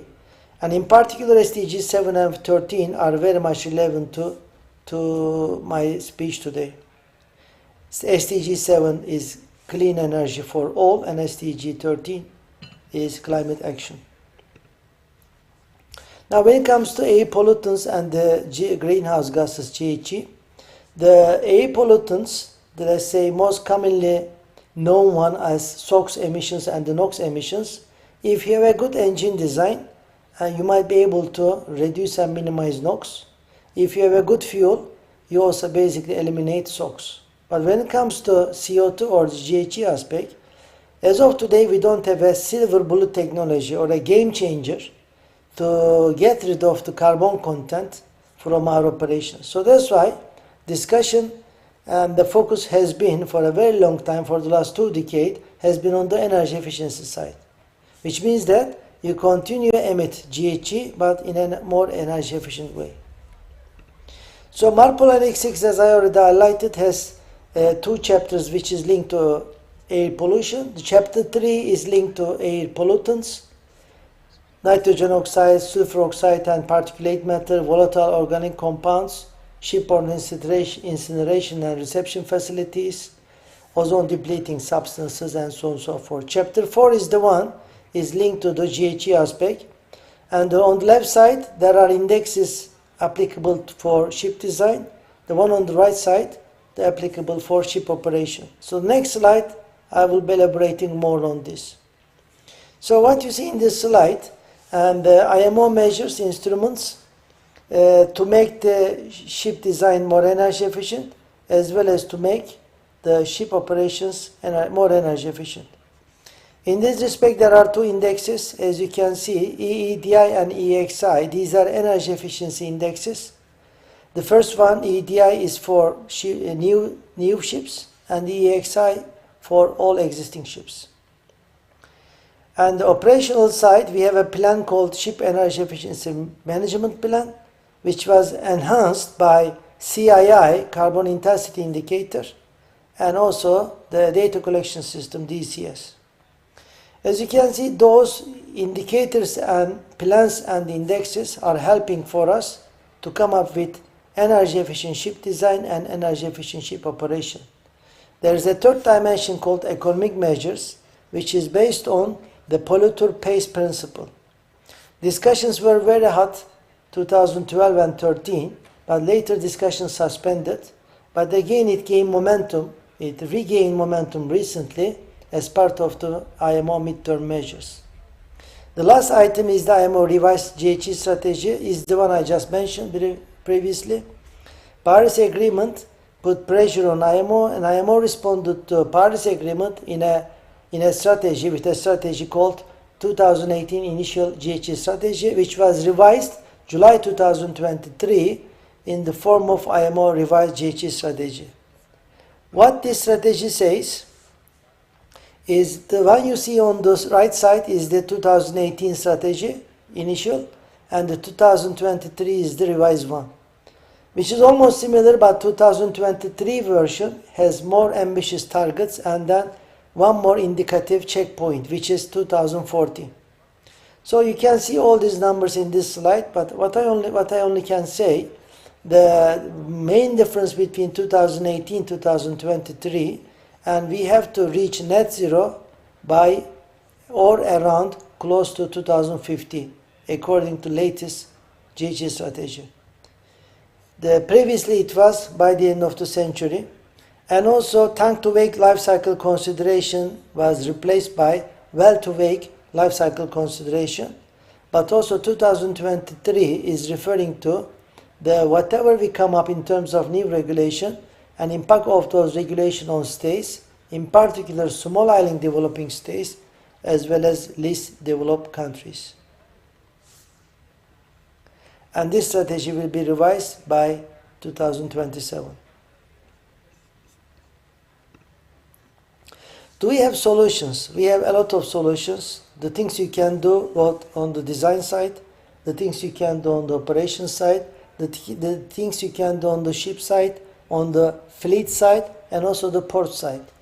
I will not go through all these things, but for example, hull form optimization, electrification, and voyage optimization, route optimization, selection of an efficient propeller, and designing a good propeller-hull interaction, and using carbon-free fuels, and so on and so forth. These are all basically bits and pieces, or every little help motto, and to help us to decarbonize international shipping. And the journey we do is we call maritime decarbonization. This journey is a long journey, a long way to go. So this journey might take us up all the way to 2050, maybe 2040, maybe even beyond 2050. But this is a long journey. And we have a lot to do. We have a lot to develop and to be able to, let's say, decarbonize the international shipping, in particular by 2050 or around 2050. Now, we call this journey fourth propulsion revolution. So as we all know, centuries ago, we were propelling ship by using wind energy. Then steam turbines came into place, and then we basically moved to steel structures. And later we started to use propeller, and then finally we ended up diesel engines. And this is today is the most efficient technology to be able to propel the ships in the international shipping. There are lots of discussions with regards to fuel cell, batteries, carbon-free fuels such as ammonia, hydrogen, biofuels, and employing renewables like solar and wind energy on board vessels. So these are all okay. These are all having different technology readiness level. Nuclear is also another option. Maybe thorium-driven nuclear energy production might be a way forward. But definitely today, near future, and also let's say before the far future, the ship designs and operation will be hybrid, which means that it will be fossil fuel driven but supported by all these clean and cleaner options. If you look into the right side, are we, if you ask the question ourselves, are we expecting a new technology which will be following a new S-curve? And in my opinion, there is no such a technology which will be decarbonization maritime industry and international shipping as of today. However, it will be the combination of many things. That's why I was calling hybrid. I have some, let's say, 5 to 10 slide snapshots. It might be a ducted propeller, and it might be a spoiler. As you can see, the propeller, and behind the propeller you see the spoilers in yellow, which is basically smoothing the flow coming to the propeller plane. And it might be a schnickled duck, which is basically the correcting, or which is basically dealing with the wake distribution or the wake field of the propeller, and or preserver fins just before the propeller, and the costa bulb, in a way that, as you can see, just before after the propeller there is a kind of a bulb which is attached to the rudder, and this is to recover the energy losses behind the propeller. Our rudder bulbs, the same philosophy, same logic, to recover the energy losses behind the propeller. And high efficiency propellers. And now this slide is looking into shark skin.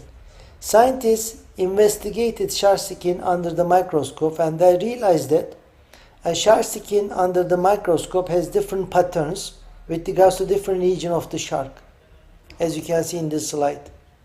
So what happens? Sharks were evolved over millions of years, and those patterns are giving the least friction resistance. Now the question is, can we mimic this, and also can we apply the same thing, the logic, for ship paint? In theory, yes. Practically, it is very expensive today. Why? Because it has to be, for something uptake in the international shipping, it has to be commercially viable. Why am I highlighting this slide? So maritime decarbonization is very much relying on the technology, which needs to be supported by other thematic pillars, such as regulatory landscape, or economics, or the human element, and so on and so forth. But again, without technology, we might not be able to decarbonize international shipping. So that's why silver bullet technology we are looking for. So innovation and novel technologies is very crucial, and to be able to come up to solve this big challenge. Similarly, hydrophobicity, if it is mimicked for a paint, this might be an option to reduce friction resistance drastically. And operation side, there are lots of options. One of the options is trim optimization. So an optimal trim, you might end up, and let's say the optimal fuel consumption. Similarly, if you do a superstructure optimization, you might reduce the steel weight, so that also you might be able to increase the energy efficiency of a vessel. So this is a long list. I just gave some snapshots. Now this slide is all about cost-benefit analysis, and this is the let's say the options we gathered through an EU project in the past, and we listed them in the form of energy saving potential, ESP, like slow steaming, virtual port arrival, weather routing, and so on and so forth. And then we came up with their cost and then saving figures. At the end of the day, whatever you come up, especially on the operation side, it is very important to make an assessment for a cost-benefit analysis. So cost-benefit ratio is low is something we have to go for, or the benefit-cost ratio is high, something we have to go for when it comes to selection of all these options. The way forward. So the way forward, first of all, the topic is extremely complex, and there is too much simplification in the literature and in industry. So we have to really understand, appreciate, and accept that the maritime decarbonization is an extremely challenging and complex topic. In this respect, a holistic and transdisciplinary approach is crucial and is definitely the way forward, which means that technology-centric approach, which is supported by all the other thematic pillars. Another aspect is that we have to basically find right combination of thematic pillars for different segments. For example, a solution for Indonesia might not be the solution for Sweden. A solution for Sweden might not be the solution for South Africa. So, or a shipping company solution cannot work for another shipping company, and so on and so forth. So that's why it is very important that finding the optimal combination of the thematic pillars and the measures for the subject, the segment. member state, administration, shipping company, and so on and so forth, with a special focus on innovation and capacity building. Now, mindset, third one is the mindset change and the paradigm shift, which means that the transition needs to start with us, which means that first of all we have to be very much familiarize ourselves with the maritime decarbonization. We have to pass this on to our future generations, and we have to really create an awareness for our society and the future generations. And then we need to have a mindset change for the way we live, the way we operate, the way we design the ships, the way we travel.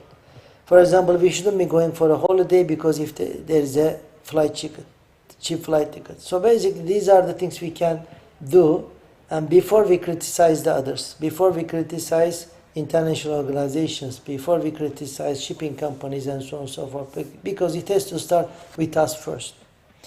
And fourth item is also as important as the third item. The challenge is global, which requires global cooperation. We have to learn from each other. It's not a one-way traffic, it is a dual-way traffic. We have to learn from each other. It's not basically the flow from developed countries to developing countries, no. It is also the flow from developing countries to developed countries. So we have to work together, we have to learn together, we have to support each other. Global cooperation is key. Life cycle perspective, which is also highlighted by the revised IMO GHG strategy, is very important. And in the energy chain and also in the maritime supply chain, we have to always look into life cycle perspective. For example, hydrogen fuel, a fuel cell, might not be the environmental friendly as expected. So that's why it is very important, not the technology we use, but how this technology is produced, how this technology is transported to you from a logistic perspective. And what is happening on the fuel side this technology is using has to be part of our discussion when it comes to zero emission maritime future. While we are doing all these things, we have to invest on people. We have to invest on future maritime leaders. In this respect, our university, WMU, World Maritime University, is playing a very important role as a role model to educate future maritime and ocean leaders. While we are doing all these things, we have to keep in mind that we have to empower women in the maritime industry while building certain level of resilience for future disruptions such as COVID or digital disruptions. What is... Okay, ladies and gentlemen, let's give applause for Professor Dr. Ikuti for the video already produced for us to be watched. So, we already complete all the presentation from our 7 keynote speakers. We move to the next session. I should hand it over to the beautiful girl. So, Ms. Winda, the Q&A session open and it will be guided by Ms. Winda. Okay, Yes, thank you so much. Give applause to Captain Fandi. Already conduct our plenary session. So now we give the opportunity to all the audiences to give question to all our speaker, except Professor Prem and also Professor Dr. Ikuti. Okay, so we start from Q&A session. So if you have question to our speakers, please raise your hand.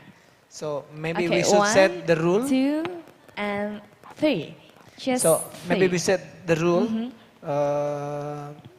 The question is maximum 2 only for each person. Otherwise, we don't have enough time. And the second one, the rule is if you have a question, address to who? So more effective directly to the keynote speaker who will answer the question. And we are limited time. We have a limited time, only 3 questions. Okay, 3 Okay. questions. Yeah.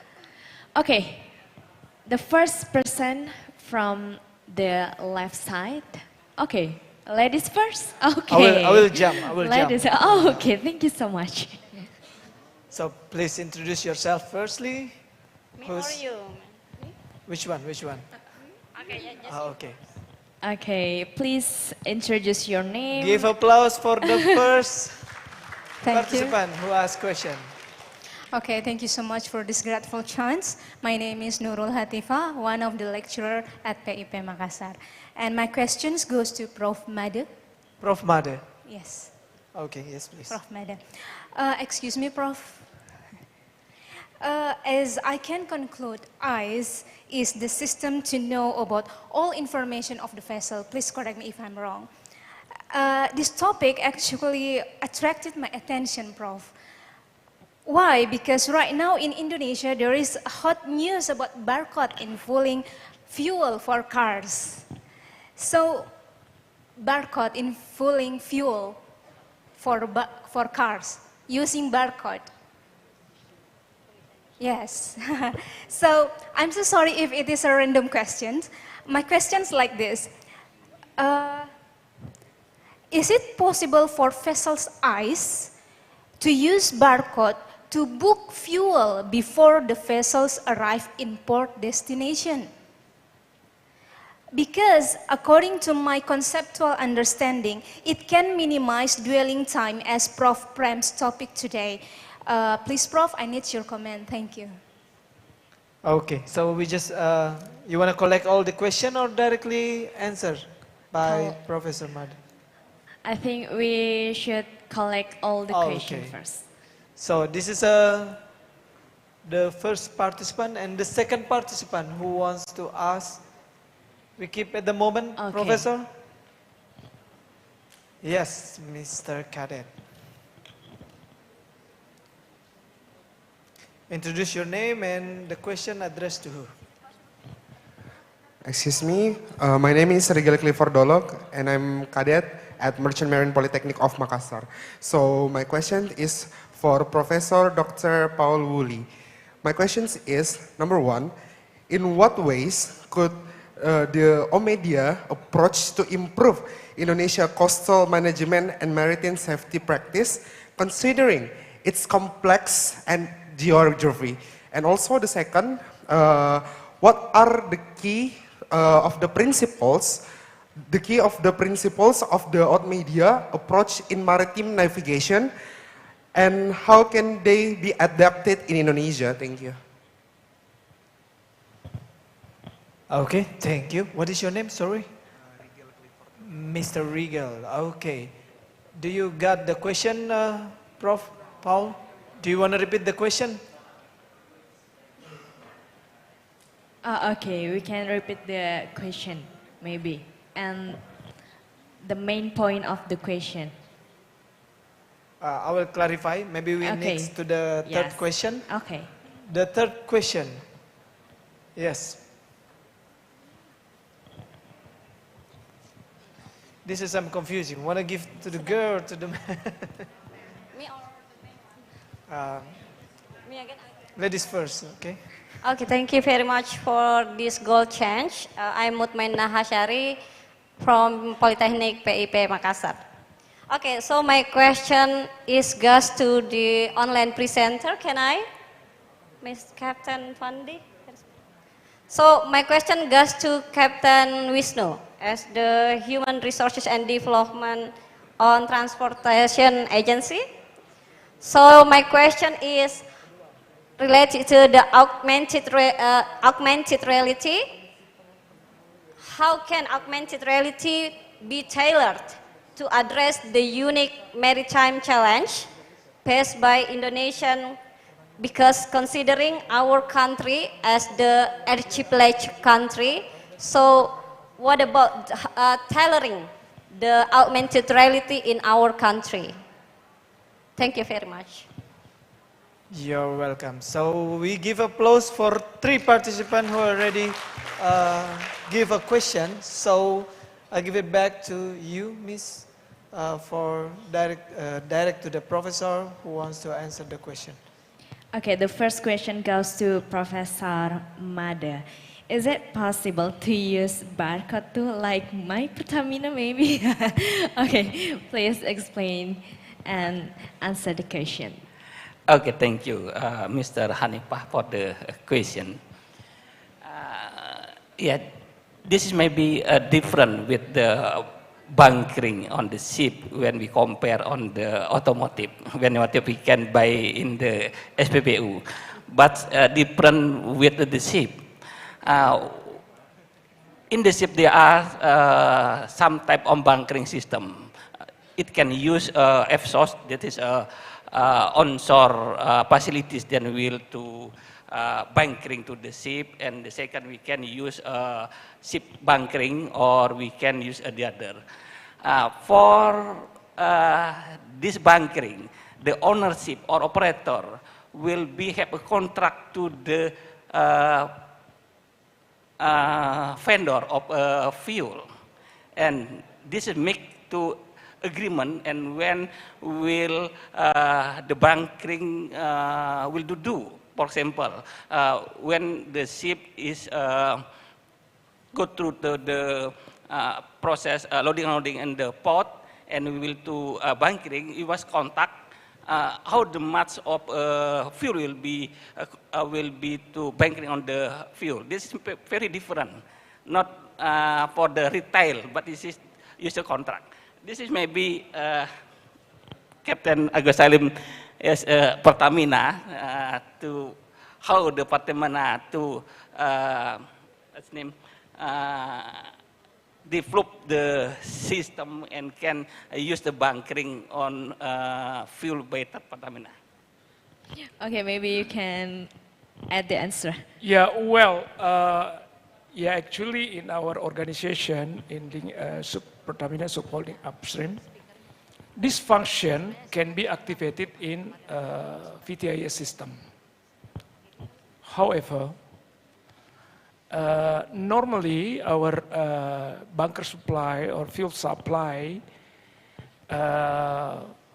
from Pertamina Patraniaga or subsidiary of Pertamina Niaga. But this feature can we use as initial information concerning the fuel autonomy and also the fuel request. Yeah, so our operator in the field can make such a planning, yeah, to supply the bunkers on requested vessels. But for the commercial, for the cargo vessels or tanker vessels, of course, normally they will get fuel from their agent. From the agreed or contracted agent, from the owner or from the operator. Thank you. Okay. Right. Okay. I've got your cadet's question, very good question. As I've already expressed in my slide, your implementation strategy of GSDC, right? Indonesia is a lot of island, right? Whenever you implement a new policy or a new action, you should, the policymaker should be very careful to take best exemplary case. Best exemplary case.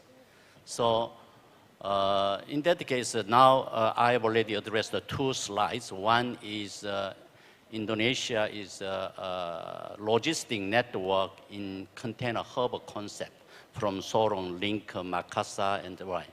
So that is one GSDC between small island. So in that case, first, the Indonesian policymaker should check which the route between island, small island A, between small island B. Very representative shipping route. And then the more the traffic, the more the high possibility to implement GSDC.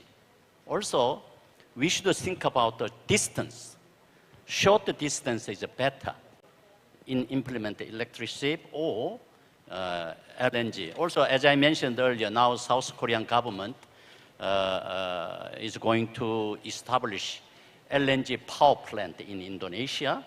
So in that case, nearby, LNG ship, many LNG ships calling in, calling out. In that case, also LNG ships, the port located the port can make bunkering facilities. Okay, that is one idea. Also, second one is also some port has a little bit vast hinterland. Also, they have some local container port. The local container port moved to harbor container port. That is feed and harbor. From the major container harbor port in Indonesia to link, now is, as you know, where Indonesia and Singapore has a lot of transshipment cargo. So we can, Indonesian government can establish international shipping route between Indonesia and Singapore, or Indonesia, Japan, or Indonesia, China, subject to trade cargo volume. That is a tool I'd like to advise the Indonesian government to select 2 exemplary GSDC. Also, like Singapore and Rotterdam in US, Indonesia, actually I'm a layman in Indonesia, I don't know what's going on in Indonesia. If Indonesia has a good digitalization platform, and then you need to combine together green shipping corridor and the digitalization, and then the 2 exemplary GSDC can achieve higher performance. That is my comment. Thank you very much, Cadet. Thank you. Wonderful question. Okay, give applause to our speakers, Mr. Paul. Okay, we move to the last question to Captain Wisnu. Okay, you got the question, sir. According to your presentation about AR, can be failure to address the unique maritime challenges failed by Indonesia. Okay, thank you, Mbak Winda. Good question from Mrs. Mutmainah. Thank you. This is very good question. That actually, because due to the limitation of time, I missed to show the slide number 13 and 14 actually. But I guess that your question will be answered if I have time to explain number 13 and 14 slide. But simply I would like to explain about your question. As you know that augmented reality is very recently technology that we can explore, that we can utilize in our polytechnic. At all, from the Aceh to Jayapura, we have around 12 institutions which conducted maritime education and trainings.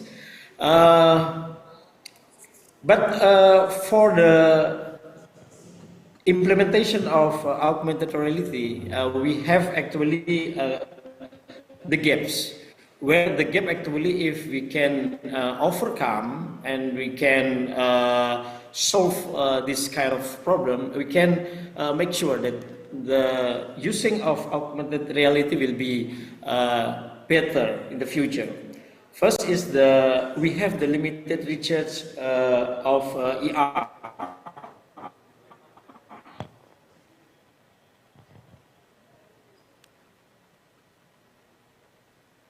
Dr. Wisnu, we lost your connection. Dr. Wisnu, do you copy? So we noticed that lack of the long-term studies of impact of augmented reality in worker performance and safety. This is indicate that the need for more in-depth research on the effect of long-term use of ER in the work environment. And thirdly, there is lack of standardization in ER application in various sectors. As you know that if we look in the simulator that we have used today, we have a lot of trademark like Kongsberg or maybe Transas. And if we compare with the ER trademark that used in industry like Mas Fandi, Captain Fandi told in the beginning of a seminar that Teluk Lamong and Pelindo in other port also use the technology of ER. How can we collaborate together with Pelindo? I mean, let's make collaboration research among polytechnic and ports in Indonesia under the Pelindo, so that we can understand what is the gap in the training area. I mean, if we can find what Pelindo need to train the human resource in the future to operate the terminal and port uses the augmented reality, so that we can install the same types or same area that we need to train for our students. And then also we have the lack of collaboration of polytechnic in BPSDMP to conduct research related to the ER simulation. This is to be overcome on the future.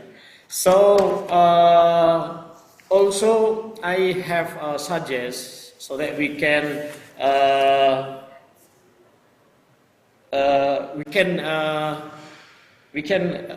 give the task to each polytechnic, so that there are 5 skills to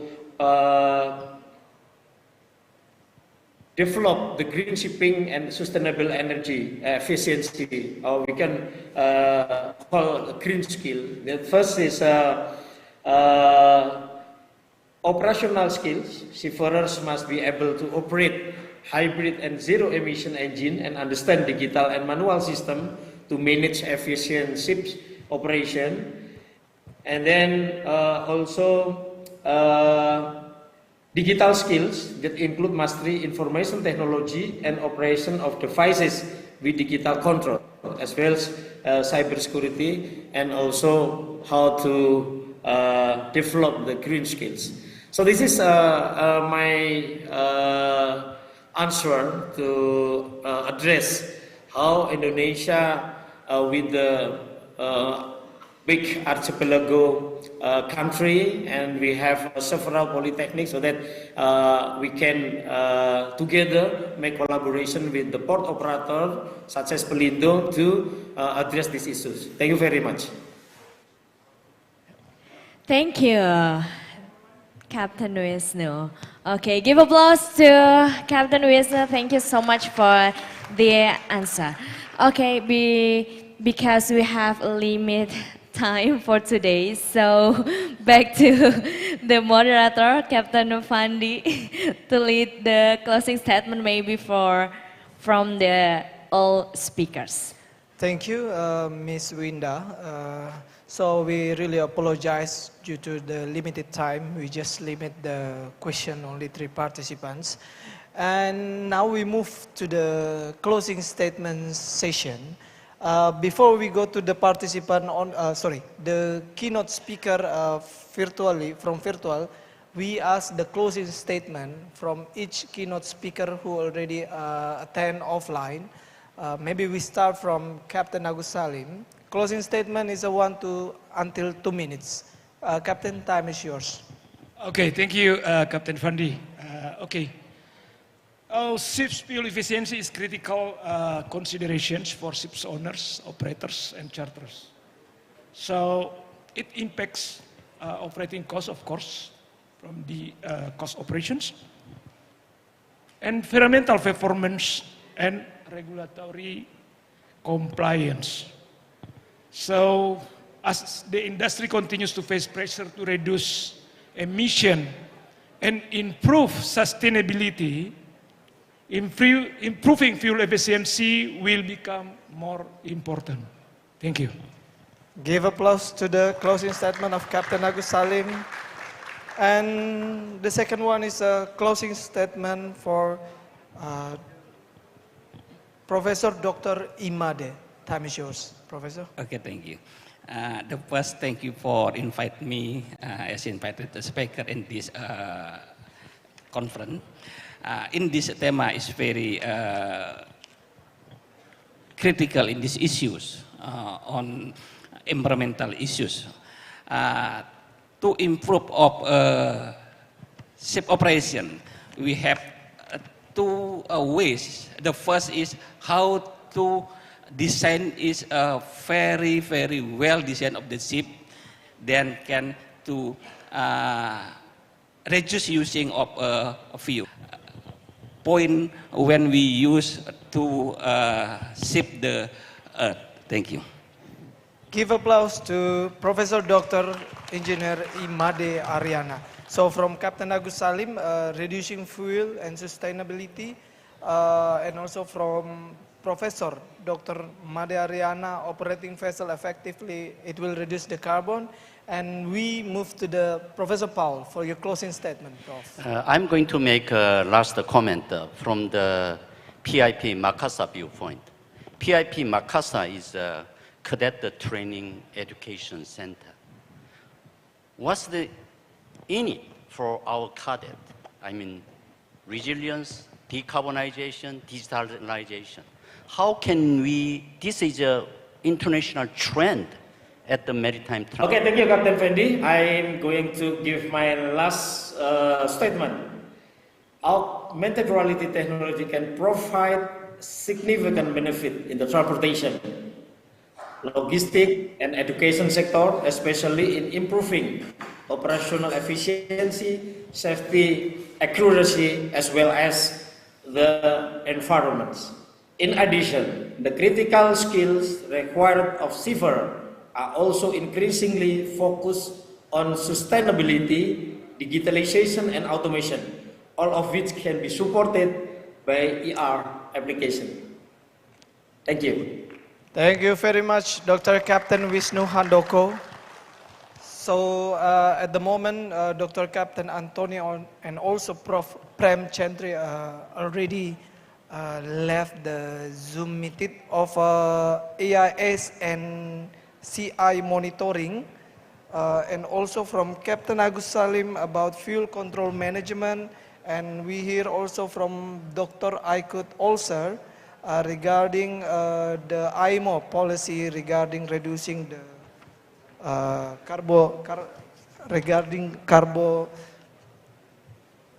carbon dioxide that is produced by the maritime industry.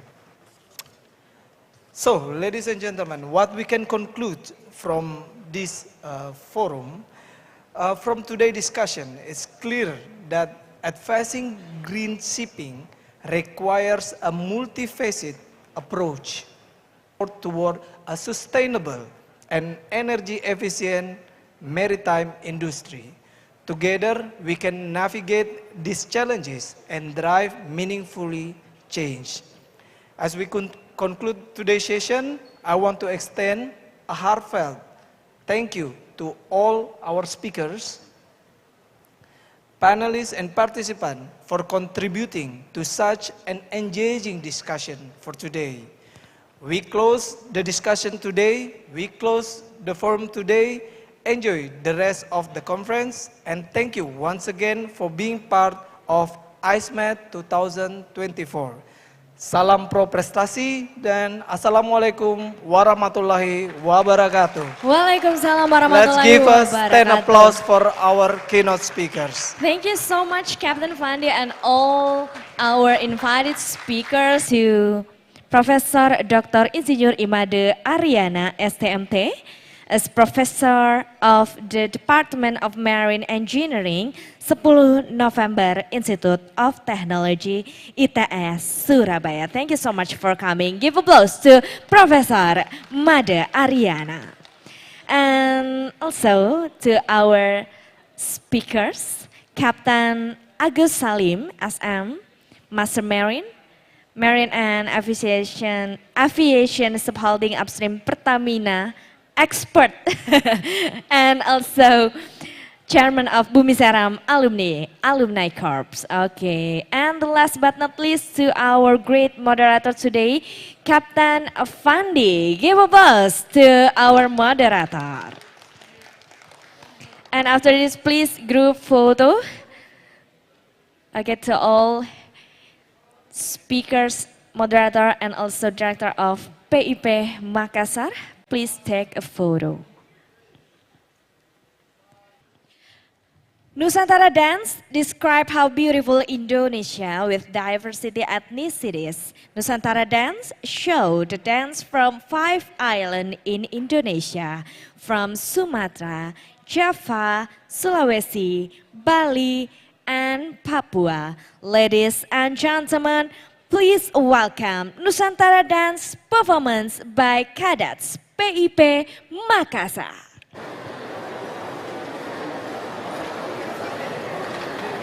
So welcome to Wonderland, Indonesia, the sacred Nusantara.